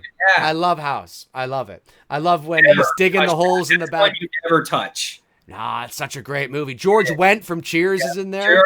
Norm! Yeah, I love it. And I love the fucking skeleton military guy. And I just love it. Played by, of course, the guy from Night Court. Bull from Night Court. Oh, that's right. That's a great question. That was a really great... I forgot the... Kenny. Kenny, yeah. Super chat from Bob McFuckercakes. Thanks, Bob. I think late 90s horror movies have aged terribly, much worse than the 70s and 80s. Not a lot of rewatch value except for Scream. Thoughts? Well, The Faculty we said earlier tonight is I would rewatch that. That's a good flick from the late 90s. Yeah, like the 90s. Part of the reason why I think horror movies from the 70s seem to hold up today is because horror movies from the 70s were very concentrated on mood, atmosphere, and sort of the simple feeling. Story. Yeah, the feeling you get when watching those movies, whether it's the first Texas Chainsaw, whether it's The Hills Have Eyes, whether it's Black Christmas, whether it's Halloween, whether it's The Exorcist, just go down the laundry list of horror movies from The Omen. I mean, they're very mature, grounded feeling horror movies. You get to the 90s and it's teeny bopper, it's not that they're not great. I mean, Scream was different, but Scream had a shtick to it, you see, which is one of the reasons why I think the shtick wore tired even by just doing a sequel to Scream. Scream was a different spin, like how Wes Craven did New Nightmare. It was a different look at what this was, and so that's a bit different. Yeah. But when you get to the late 90s, whether it's H2O or I Know What You Did Last Summer, it's not that they're not watchable horror movies, but they're very a product of their generation. And you could say, well, isn't the 70s a product of the Well, yeah, in terms of production value, yes. But when you watch the first Halloween, or you watch The Exorcist, or you watch the first Texas Chainsaw Massacre, yes, their production value says this is an old movie. But in terms of the execution and the grounded, mature seriousness of these films could rival anything of maturity today. Sure. You know, maybe that's something that A24... I mean, think of if Hereditary had come out in 1975.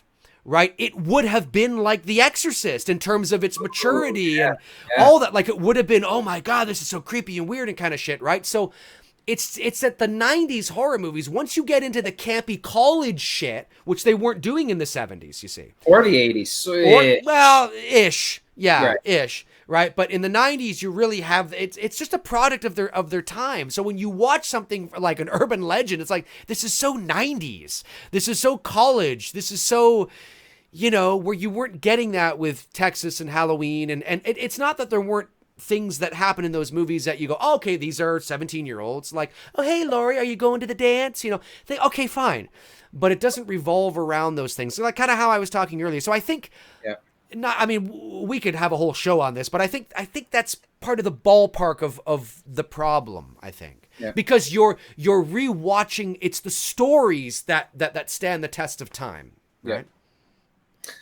I like this super chat question here from PC Pierce. Do you put Chucky, Leatherface, or Ghostface as the number 4 on the Mount Rushmore of horror icons? I'm assuming the first 3 now are Freddy, Michael, and Jason.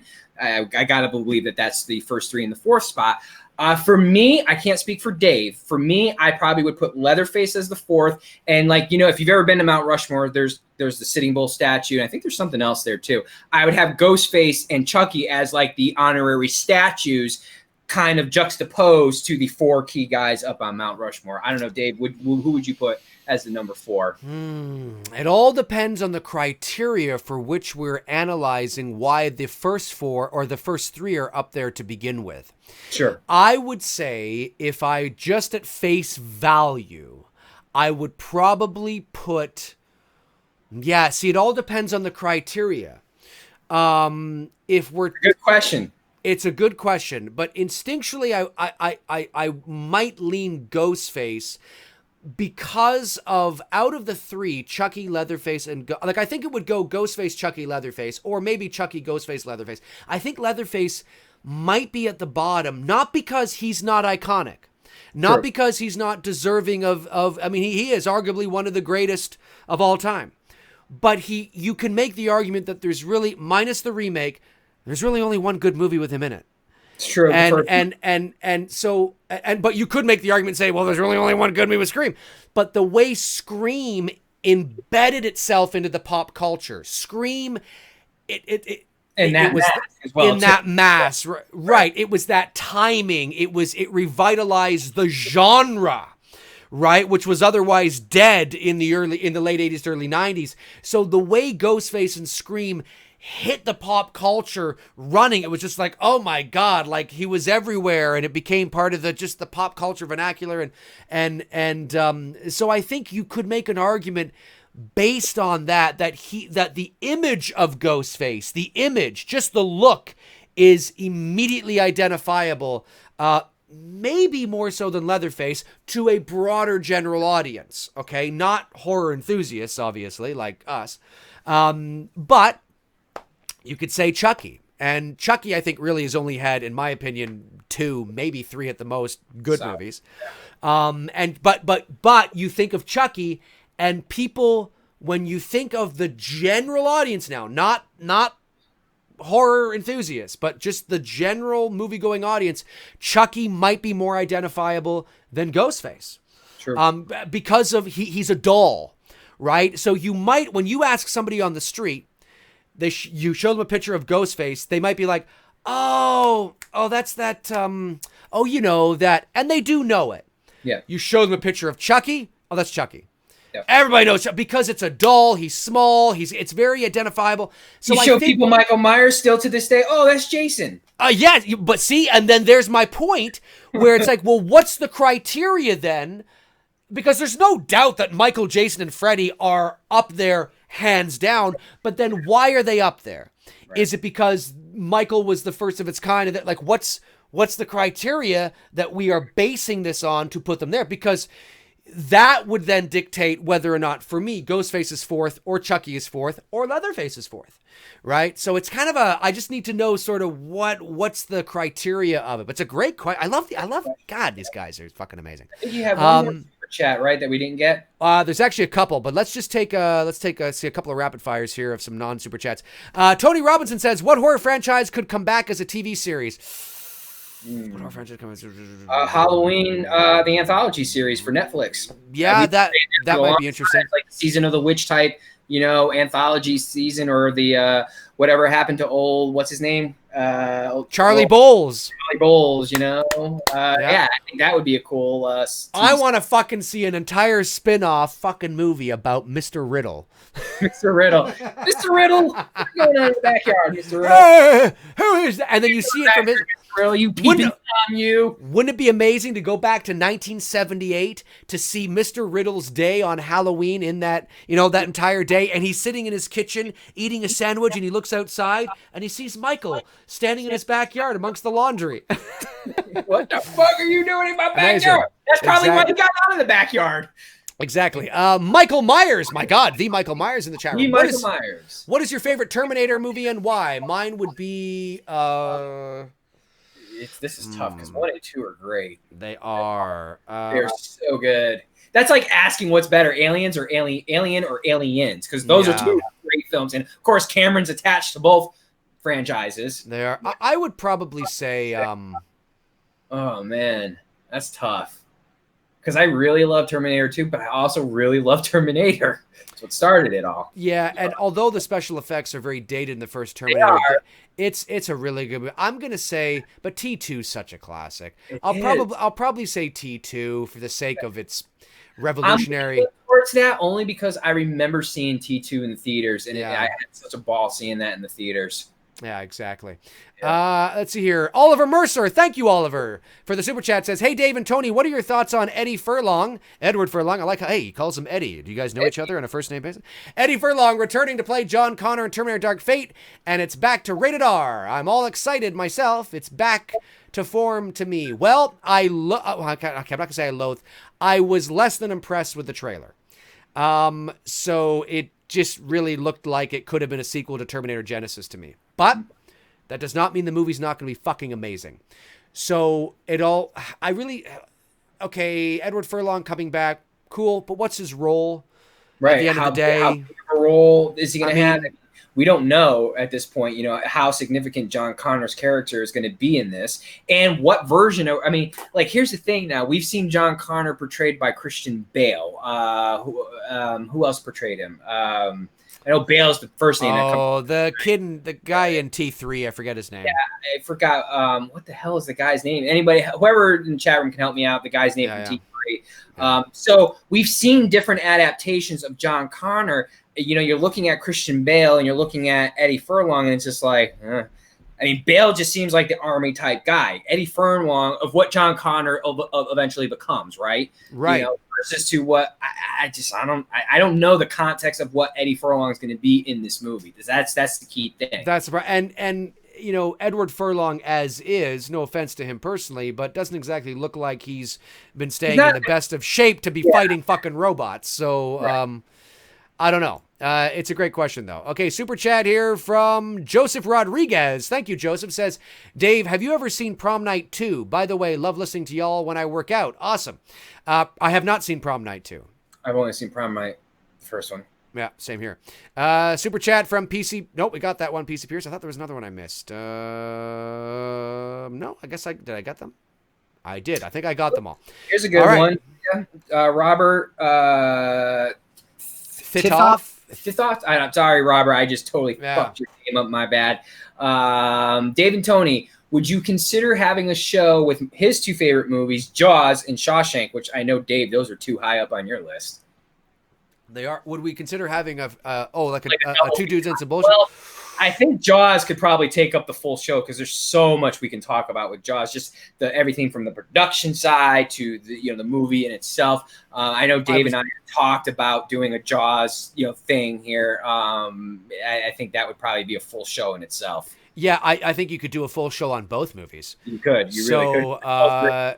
I think we will. I think we will at some point. Yeah. I think when it comes to with the double feature that me and Dave came up with here when we first started off with Sleepaway Camp and April Fools, we really were picking kind of these B movies that not necessarily were super popular, but popular enough that we could kind of talk about both of them in one show.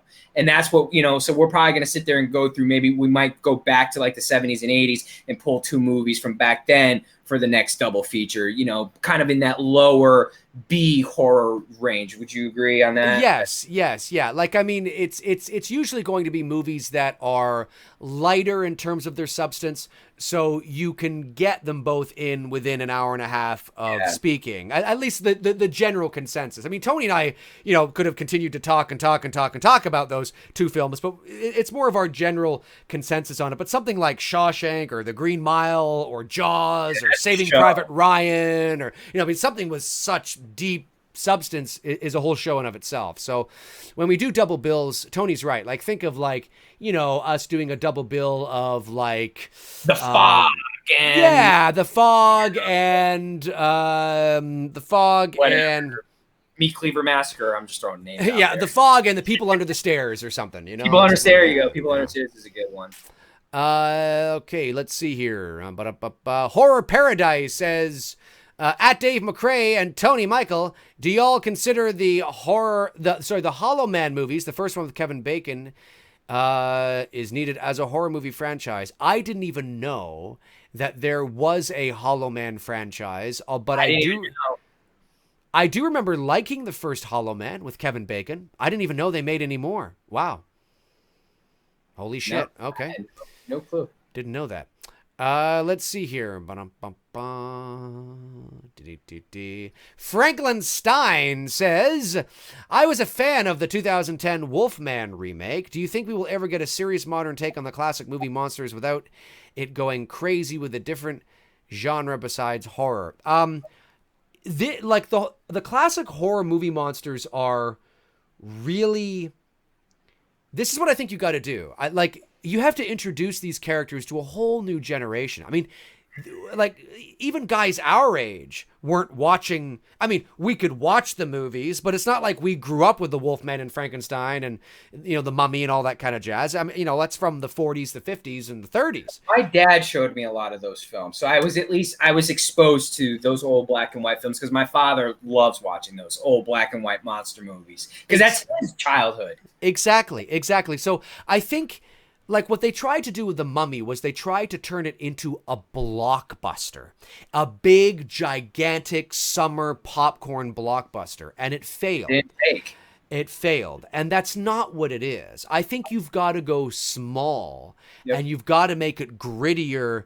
And imagine, again, I know we always point to A24, and it's not like they're the epitome of this kind of thing, but they are doing, as opposed to Blumhouse, A24 is doing much more grittier, smaller sort of films. And I imagine what a Wolfman would be like in that context. A smaller, grittier film, but it's scary as hell, right? And it's really well done, great story. You gotta, it's not... The Wolfman, Frankenstein, and the Mummy are not... I know the Mummy did very well in 1999 with, what's-his-face there. But that was... It was a different era, too. I mean, you were dishing out weird blockbusters at that time that were doing well because the theaters were bigger and you could go to the movie theaters and you now had stadium seating, and the experience, the movie theater experience was changing in the late 90s as well. And so, but yeah, I think I would like to see it because I think there's a lot of substance there, but make it serious, make it small, serious, really creepy and fucking eerie. Not so campy and hokey, and not big, gigantic $150 million film. No. The Wolfman should be like a $10-15 million production budget. I agree. Make it like Werewolf in London there, like that. Yeah. What the fuck? An American yeah. Werewolf in London. Like make it like that, but of course modern. Yep. That's what you got to do. Zach Gaxola, sorry Zach if I mispronounced that last name of yours. He asked you a question. Because I wanted you to hear your thoughts on this because I didn't even ask you this before we went live. Are you open to Sheriff Brackett returning in Halloween Kills or Ends, wanting revenge on Michael for killing his daughter Annie? And I'm gonna piggyback that question, Zach, with how do you feel about Tommy Doyle returning? Zach, watch and listen to my concept video that is being released tomorrow for the answer to that question. Little bit of insight there. The Tommy Doyle thing. I said this last night during my Halloween stream that I did just on a spur of the moment, and tons of people tuned in. I had like 460 people that tuned in. Nice. It was my second highest stream of all time. It was unbelievable. Nice. So everybody who tuned into that and contributed to the super chat and just contributed just by being there in the room and asking questions, thank you. I think you guys are awesome. In a nutshell, I said that I said I am all for Tommy Doyle returning, and you'll know why when you watch my video tomorrow. I like the idea, but I would not get Paul Rudd to return. I think that no, not at all. I would Ghostbusters, right? Well, he is. I don't know if there was any truth to that. I know that there's a rumor. Somebody who knows somebody who's close to the production knows somebody that says yes, they're trying to get that the character of Tommy Doyle is coming back. Okay, well, who are they going to cast? Well, Paul Rudd, but there's this thing, Paul Rudd was approached, but he turned it down because he's doing Ghostbusters. Well, yes, he is doing Ghostbusters, but whether or not that is true, or if they're just playing off of the meme that Paul Rudd, and his sort of doesn't like Halloween 6 or, and all that kind of stuff. I don't know if he actually was approached. And if he was approached, and that's the stupidest fucking thing of all time. He has nothing to do with this timeline. Get Paul Rudd out of there, and he's going to cost you a fucking arm and a leg to get him anyway. Yeah. Okay? I mean, obviously, he would have to agree to work within your production budget, but he would cost you way more than getting Brian Andrews. You might be able to get Brian Andrews for, I don't know, a cool $100,000. You might be able to get him for that. He's not acting anymore. He's not doing anything anymore. He's acting in little small amateur shit, but he's mostly retired. I understand that he's 53 now, and I saw him at the Halloween convention, and he's got long hair and a beard, and yeah, he'd probably have to clean himself up a little bit, but he's an older guy, and that's not to say that he would want to do it, but that's who you go after. Now, maybe he wouldn't want to do it. Maybe he's a little too green. And he wouldn't, he's been out of acting for a bit. So maybe, okay, fine. But that's who you go after because you can get him for cheap. And it's the Tommy Doyle. I'm not watching somebody that looks nothing like Tommy Doyle be Tommy Doyle. I'm seeing the Tommy Doyle. Now, there were some people that said that, what about Seth Green? Because Seth Green, when you look at Seth Green and you look at 10-year-old Brian Andrews, Seth Green looks like he could very well be a much older Tommy Doyle. Now, Seth Green, some people were like, yeah, but Seth Green's not old enough. Well, he's not, but he's barely not old enough. He's 45 years... He's on the line. He's on the line. Believe it or not, Seth Green is 45 years old. I know it's hard to believe because he's so small and he looks so young, but he's 45. And I believe Tommy Doyle in the first Halloween was like, 8 or 9 or something like that. So you fast forward 40 years later, that puts the Tommy character at about 48, 49. Seth Green in real life's 45. So, okay, yes, I totally makes sense. I don't know if Seth Green would be able to do it, but Seth Green's going to cost you a lot more than Brian Andrews will.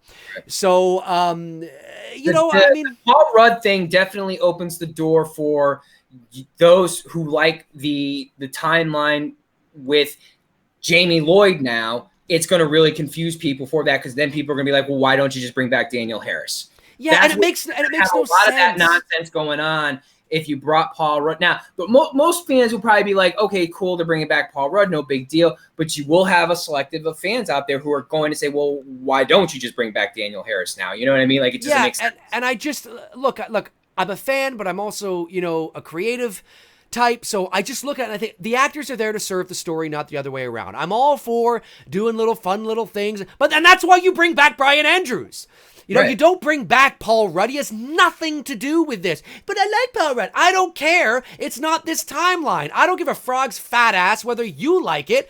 I want to serve the story, you know? And it's like, let's get Brian Andrews. That's the Tommy Doyle in this universe. That is the OG. That's iconic. And if he's willing to do it and you can get him for cheap and he's not as green as we thought he was and we get him to cut his hair and shave his beard and he looks all right, you know, it's okay, cool. Then that's who you go with. You don't get Paul Rudd. If this was a sequel to Halloween 6, The Curse of Michael Myers, you get fucking Paul Rudd. That's who you go after. You don't get Brian Andrews. I'd be saying the exact same thing, but in reverse. I'd be saying, you don't get fucking Brian Andrews. What the hell are you doing? He wasn't Tommy Doyle in Halloween 6. He wasn't Tommy Doyle in this new kind of thing, right? Now, even though Halloween 6 was supposed to be, you know, in the same timeline as the original Halloween, you've already established that that's what he looks like, right? So you don't then go back to Brian Andrews, who looks nothing like Paul Rudd. That's what I mean by that. For those of you that are going to say, yeah, but Part 6 is actually still in the same. I get it, but you've already told me that this is what Tommy Doyle looks like now. So if you were going to make a sequel to Part 6, you go and get Paul Rudd or some dude that looks nearly identical to him. But if you have an opportunity to say that 6 doesn't exist, so Paul Rudd's Tommy Doyle ceases to exist, you go after Brian Andrews. That's how I feel about that. To be honest, if you were going to bring anyone back from the first film, you should probably look to see if you can get Kylie Richards back to play Lindsay. You know, of all, like, because she's at least been active. She's very popular on social media. I didn't realize how popular. She's got over 1 million people following her on Instagram. So it's like, if you're going to pick someone from the old original film to bring back in, whether it's a small role, she probably would be the one that I would lean towards, you know, to bring back in and have even, you know, a small role. That's funny. A small role? Okay, maybe. I was just going to say I'm going to disagree with you because I think it's Tommy Doyle.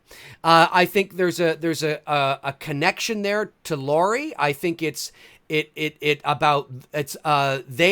had the conversation about the boogeyman. It's because of Tommy Doyle that Laurie at the end of the first movie realizes that the boogeyman does exist. Because remember, she says, it was the boogeyman. As a matter of fact, it was, right? So, and that's because Tommy, the whole movie is, Laurie, what's the boogeyman? The boogeyman doesn't exist. Lonnie says the boogeyman. It's all about Tommy was the one that, you know, and then there's the realization, the full circle at the end of that movie. So I actually would bring back, Lindsay's just not collateral damage, but she's just there because fucking Annie wants to get banged. So, I mean, you know, and that's not to say that you couldn't bring her back in some sort of capacity, but I think Tommy Doyle is, if I had a choice, do you want to bring Lindsay back or Tommy back? There's no question. It's Tommy Doyle.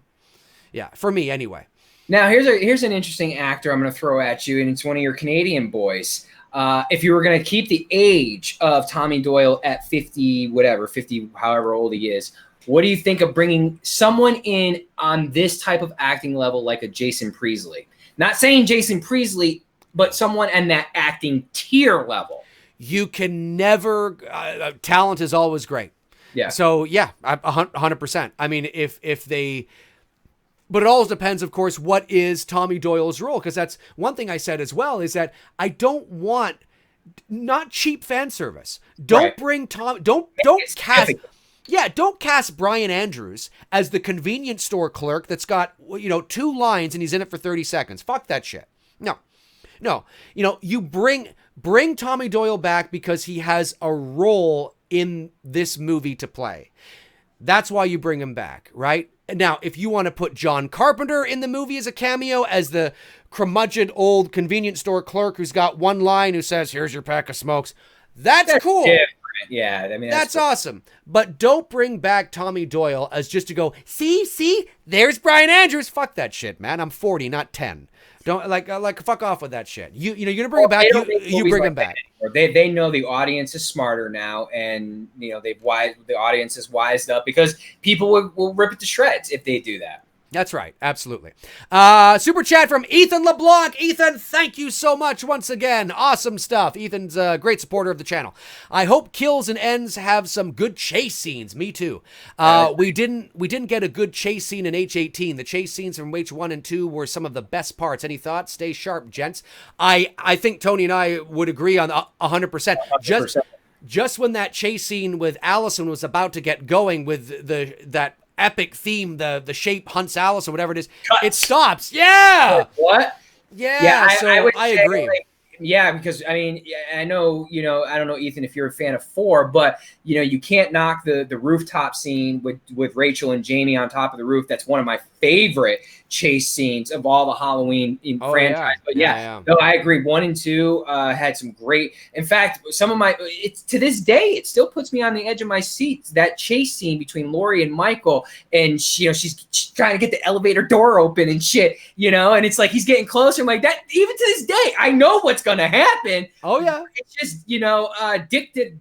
He did such a great job with that scene. And filming it and putting it together, it was just like, wow. Like, even to this day, at that one scene still can put me on the edge of my seat. More so than the street. Even though Michael walking across the street with going after Laurie, I mean, I have it hanging up there with Jamie Lee banging on the door. It's an iconic moment in the movie, and I love it. That hospital scene where she's trying to get that fucking elevator door open. That is the definition of how you build suspense and execute it on screen. And I love it. The rooftop scene in 4. It was a very suspenseful scene. Halloween 2. Now, obviously, of course, it's like, why the fuck is he walking so slow? But, I mean, it is I think anytime, and we've seen this cliche in horror movies and action movies all the time, where, they're hitting the elevator button, which doesn't do anything. You can, all you have to do is hit the elevator button once, but there's a psychological disconnect that when, I think that if I hit it really fast, 500 times. Magically. It makes the elevator come quicker. It doesn't. It has absolutely unequivocally no effect whatsoever. But anyway, you see that happening, and they go, oh my god, like we see that all the time. And yeah, it's always fun when it's done when it's done right. And that scene, of course, the keys. Oh, the keys. Tommy, open the door. Yeah, okay. I love it. So great. So great. If I had a chance to speak with Brian Andrews, which I did not at the Halloween 40th anniversary convention, because as you can imagine, he doesn't attend many of those things. So his line was quite long. I'm sure. Of course, when I spoke to the guy that played Bud, I got him to say, "Amazing Grace, come sit on my." That clip to me, yeah. Yeah, but he stopped before. I don't know why he stopped. For some reason, I guess maybe he's an older guy now, and he just feels it's a little taboo to say those things. 2019, people are afraid to say stuff on video because they don't know, if it's going to come back to bite them. That's very true too. But if I had a chance to speak with Brian Andrews, I would definitely say, "Okay, Brian, come on. Give me the, yeah, okay." Ooh, Michael Anderson, better actor, Leo or Brad Pitt? I give Pitt the edge because 7 rules. Well, first, I've seen Once Upon a Time in Hollywood, and by far, it is my favorite film of the year. It was so fucking good. If you guys haven't seen it, not even going to talk about it to spoil it. I've not seen it. I should be seeing it this weekend. Great. It definitely picking up from where the last film Tarantino did, which I wasn't a fan of, Hateful Eight. He bounced right back, and it was great to see Brad Pitt and Leonardo DiCaprio on screen together. I have been a fan of Leonardo DiCaprio going back to when I was a kid. He's been my favorite actor. I have followed this guy's career from Growing Pains up to now, and it's by default for that reason. I love Brad Pitt in Seven. He's great in movies like The Moneyball, Big Short. It's a ton of films. I mean, there's a ton of great Brad Pitt movies, but for me personally, I would always for the sentimental factor that I've been following DiCaprio's career and have been a big fan of his since I was a young kid, and we're about the same age. I definitely give the edge to Leo. I would say Leonardo DiCaprio because I do think he's a better actor, and but that's not to say that Brad Pitt's a terrible actor. Exactly. I just think that DiCaprio's a better actor. I find him I find him much more magnetic to watch as a performer. and that's how I feel about it. So there you go. Okay, we'll go for a few more minutes. Sure. The Film Addict. Hey, Dave and Tony, what is your biggest what the fuck moment in the Halloween franchise? For him, Michael fucking his. Is that in the producer's cut where Michael bangs Jamie and Halloween 6, like, and got all incestual? Yeah, that's another reason why I don't like Halloween 6. But I'm gonna base it on everything theatrically. Not the producer's cut, not the director's cut, but that's definitely a good what the fuck moment. What's your what the fuck moment? Michael Myers in H4, that someone on set that day wasn't paying attention. Yeah, that is a what the fuck moment. I'm going to say a big what the fuck moment for me is in Halloween 5 when, well, of course, there's many, like, trick or treat, motherfucker. I mean, there's that one too in part 8. But in Halloween 5, Uncle, can I see? Yeah. And then he fucking takes off the mask and there's a tear coming. What the fuck is this? Crying. Michael's got no. What the hell is this shit? Uncle, can I see? Uncle. Oh, fuck. God. Oh, my God. I will say this, because Adam Carl Green did say Halloween 6 had great cinematography. It did. As far as if you look at fall, what October and Halloween should look like, the setting and the aesthetic look of Halloween 6 is great. The story just fucking blows. Yeah. Oh, yeah. And there's some moments where the shape is utilized quite well in Halloween 6. Yes, absolutely. Yeah. And Halloween 6 was the first Halloween that I saw in the movie theater. Same here. 1995. We were 16. So yeah. Let's see here. Super chat from Nick. Thanks, Nick. Your guy's next best scary score besides Halloween. Oh, you could say The Exorcist, but it's usually just that one thing. I actually quite really love the entire, and this is just off the top of my head, I quite enjoy the entire soundtrack of The Fog. Really? The Fog's got a great soundtrack. Now, you can't deny, the original soundtrack for Friday and Elm Street as well. I'm torn between that. I'm torn between Elm Street, because I love Elm Street. I listen to that frequently, but I also listen to my Friday 13th Part 2 and Part 1 soundtrack, because what Harry Manfrini did and the sound design, because they put a lot of the sound design in the atmosphere. The vinyl soundtracks. Yeah. So good, but Nightmare is I'm torn between it's Halloween, Nightmare, and Friday, but Friday and Nightmare kind of flip flop with each other. You know what I mean? I enjoy both of them. And it's interesting because, the question is, what's your favorite score, right? And I don't know if Elm Street or Friday the 13th really have a score. Well, Elm Street's got the melody. Well, it's got the melody. That's right. And Friday the 13th has a and the dun dun dun dun dun dun. Right. But Friday very relied on the atmosphere. Right. And so they have score-ish things about them that, like I said, the Friday dun dun dun dun dun and all that, and of course Friday or Elm Street, 1, 2, Freddy's coming for. That's fucking creepy as all fuck. But when you listen to The Fog actually has a theme, and it's really good. And Carpenter did that, right? He did. He absolutely did. It's Halloween-esque, but it's really good. Is Jaws considered horror or no? Well, I think, yeah. As much as I hate to say it's a horror movie, because I think there's more elements to it than horror, if you were to walk into the video store in 1986 and look for Jaws, you'd find it in the horror section.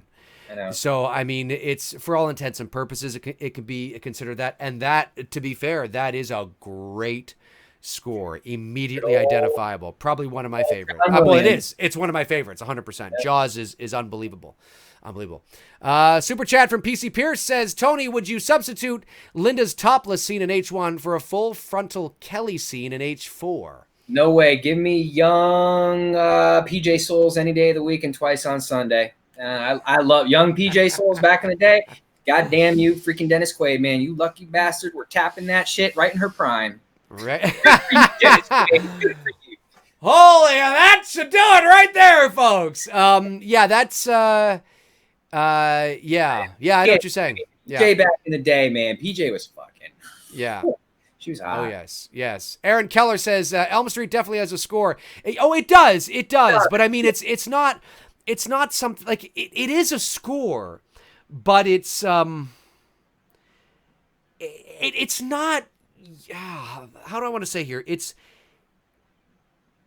like, I know what you're saying, Aaron. It does have a melody that is distinctly A Nightmare on Elm Street. It plays in every Halloween film, but it's not usually playing during moments of chasing or I don't know. It's interesting. I got it. I need to be able to intellectualize this a bit more. It for all intents and purposes, the Elm Street melody, you know, the da, da, da, da, da, da, or however it goes. It is a score. But it's interesting. It's not. I don't really see it as a traditional score per se. But I know what you're saying, and you're not wrong. Okay, well, I don't mind going a little longer if you want. Yeah, we'll go. We'll take a couple more. There you go. Ask him, guys. Let's see here. Oh, okay. Stuart Johnson, if you could, I think that's what he meant to say. If you could go out for a drink with any movie character now, so we're talking now not the actor but the character, who would it be? His would be Axel Foley. That's a good one, man. That's good. Good old Eddie Murphy, man, from the 80s, man. Boy, did he was one of the few not few. He was one of the actors that owned the 80s. Oh yes. Beverly Hills, another 48. I actually like another 48 Hours better than. I mean, Beverly Hills Cops is great, but I love him and Nick Nolte in 48 Hours, man. I fucking love that movie. Oh yeah, 100%. I would say lost my job, my car flipped over. Blah, blah, blah, blah. Like he goes into that whole rant. Man, I fucking love that rant. You got Beverly Hills Cop 1 and 2. You got Trading Places. You got 48 Hours. Another 48 Hours. God, man, the 80s. There's like 5 movies right there where he was just mint Eddie Murphy. What character? Who would I like to go out? Probably, I'd have to say just overall, just because it would be the Babe Magnet thing. I'd have to go with Maverick from Top Gun. Yeah, we get a lot of girls that night. Yeah, that'd be a fun night. I would say that I would probably. I don't know. That's a good question. Because we're not talking the actor, we're just talking the character. Right. I'm thinking like, okay, going out for drinks. All right, I'm gonna go out. I don't really. It's a good question, but I don't really think about those things. So I don't know. I'll just say Han Solo. I don't know. There you go. Yeah, Han Solo. We'll go to like a little sort of hive on the edge of the galaxy, and we'll pick up some space babes. Oh man! Did I miss one? All right. Did you get super chats? I believe I did. Yes. Oh, I know the film addict. You've been asking this question on. Do you guys think Thomas Jane is an underrated actor? Also, which Thomas Jane movie is your favorite?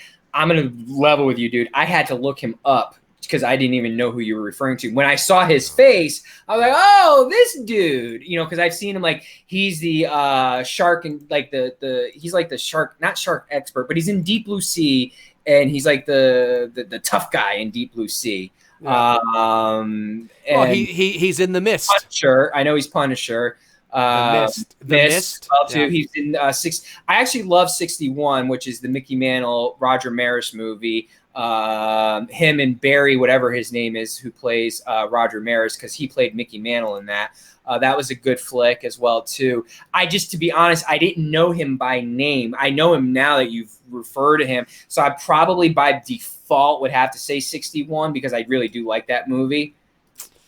Yeah, I love The Mist. I think it's such a great film with one of the most iconic, surprising endings in history. And True, I agree. And apparently that ending is not in the book. And Frank Darabont, who was the director of that movie, who also directed Shawshank and The Green Mile, he needs to resume. The Mist, Shawshank, Green Mile. Checkmate. And he's only directed 4 major features in his life. Shawshank Redemption was his first. The Green Mile was his second. The Majestic in 2001 with Jim Carrey was his third. Solid movie, good movie. The Majestic, I liked it. Fine, yeah. And then he does The Mist. He said to the studio, he said, if I don't get to do this ending in the mist, I'm not directing the film. And so they let him do it. And it's iconic. He directs a lot of TV, a lot of episodes. I wish he would come back and direct another feature because he's just outstanding. Great. So I would say, I love Thomas Jane's. He's got that face, you know what I mean? Like he's been through shit and he's seen a lot of shit. Like, it's like funny. As soon as I looked him up, I'm like, oh, that dude. I just didn't know him by name. You know what I mean? Right. Yeah, exactly. No, I know exactly what you're saying. So that's what I would say is probably would be the mystery. Do I think he's underrated or not appreciated? I mean, it's hard to say. I mean, you don't really see him in a lot of things. The things I have seen him in, I've quite enjoyed. So I don't know. I guess maybe. I don't know. But all right. So that's going to do it for Tony and I on this episode of Two Dudes and Some Bullshit, because I got to take off very soon to finish up some voice work for tomorrow morning for my agent. So and as usual, if we didn't get to your questions, of course, it's never personal. We just like to be thorough, and you'll always have a time or an opportunity next week as well. We think you guys are awesome. We think you guys rock. Thank you again for the super chats. It is greatly appreciated. And we'll let you guys know what next week's episode will be as the week rolls on. As usual, we like to leave it more towards the end of the week in case something major drops during the week and we have to change course because there's something major we want to talk about. So if you're not following Tony Michael on Instagram, his link is in the description. Do it now. He is posting some amazing horror pictures, and I am now on Instagram as well. Yeah, I am there, and I think I've only been up a week, and I have like 700 people following me. So because I love the second one, not the first one. The second one you did with the split face, the hand and knife. Is that your hand?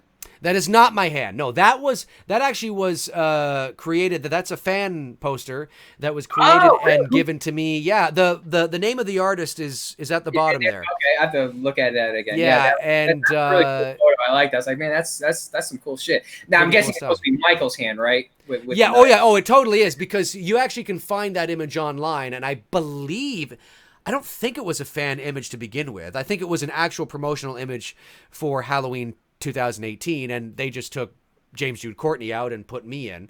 So that's it's pretty cool. But yes, I am on Instagram now, and the link is in the description somewhere down there to check it out. So Mark, I see your comment, buddy. Thanks for the Jason 2 picture. Thank you guys for supporting the Jason 2. Support the sack. You know, everybody does really the awesome photos. I'm still hanging in there with Sackhead Jason till I don't know when. I don't know. For a while. For a while, I'm just sticking with this version of Jason, and the fact that you guys are supporting that, I love that. I think it's great. Yeah, no, it's great. You got to check out those photos. They're awesome shit. I can't wait to see what's coming next. Coming up next. So yes, that's going to do it for us, guys. Thanks a lot. We'll see you next week. In the meantime and in between time, take care of yourselves and each other, as Jerry Springer would say. Jerry. Cheers. Jerry. Hey, wait. Can we get a Trump impersonation before we go? It's all right. It's good. It's okay. It's fine, okay? It's the way it is. I don't care. It's fantastic. I love this show. It's great. I love the way they are. They're amazing. Okay? You need to just do a video one day of just Trump and post it. I should have a wig on and everything and all that. And just, it's great. I love your show. Two dudes and some bull crap. It's amazing, okay? Obviously, I don't really sound like Trump, but it's the caricature cartoon version of Trump. You know what I mean? Yeah, it would be a cartoon character. All right, so we'll talk to you guys soon. All righty.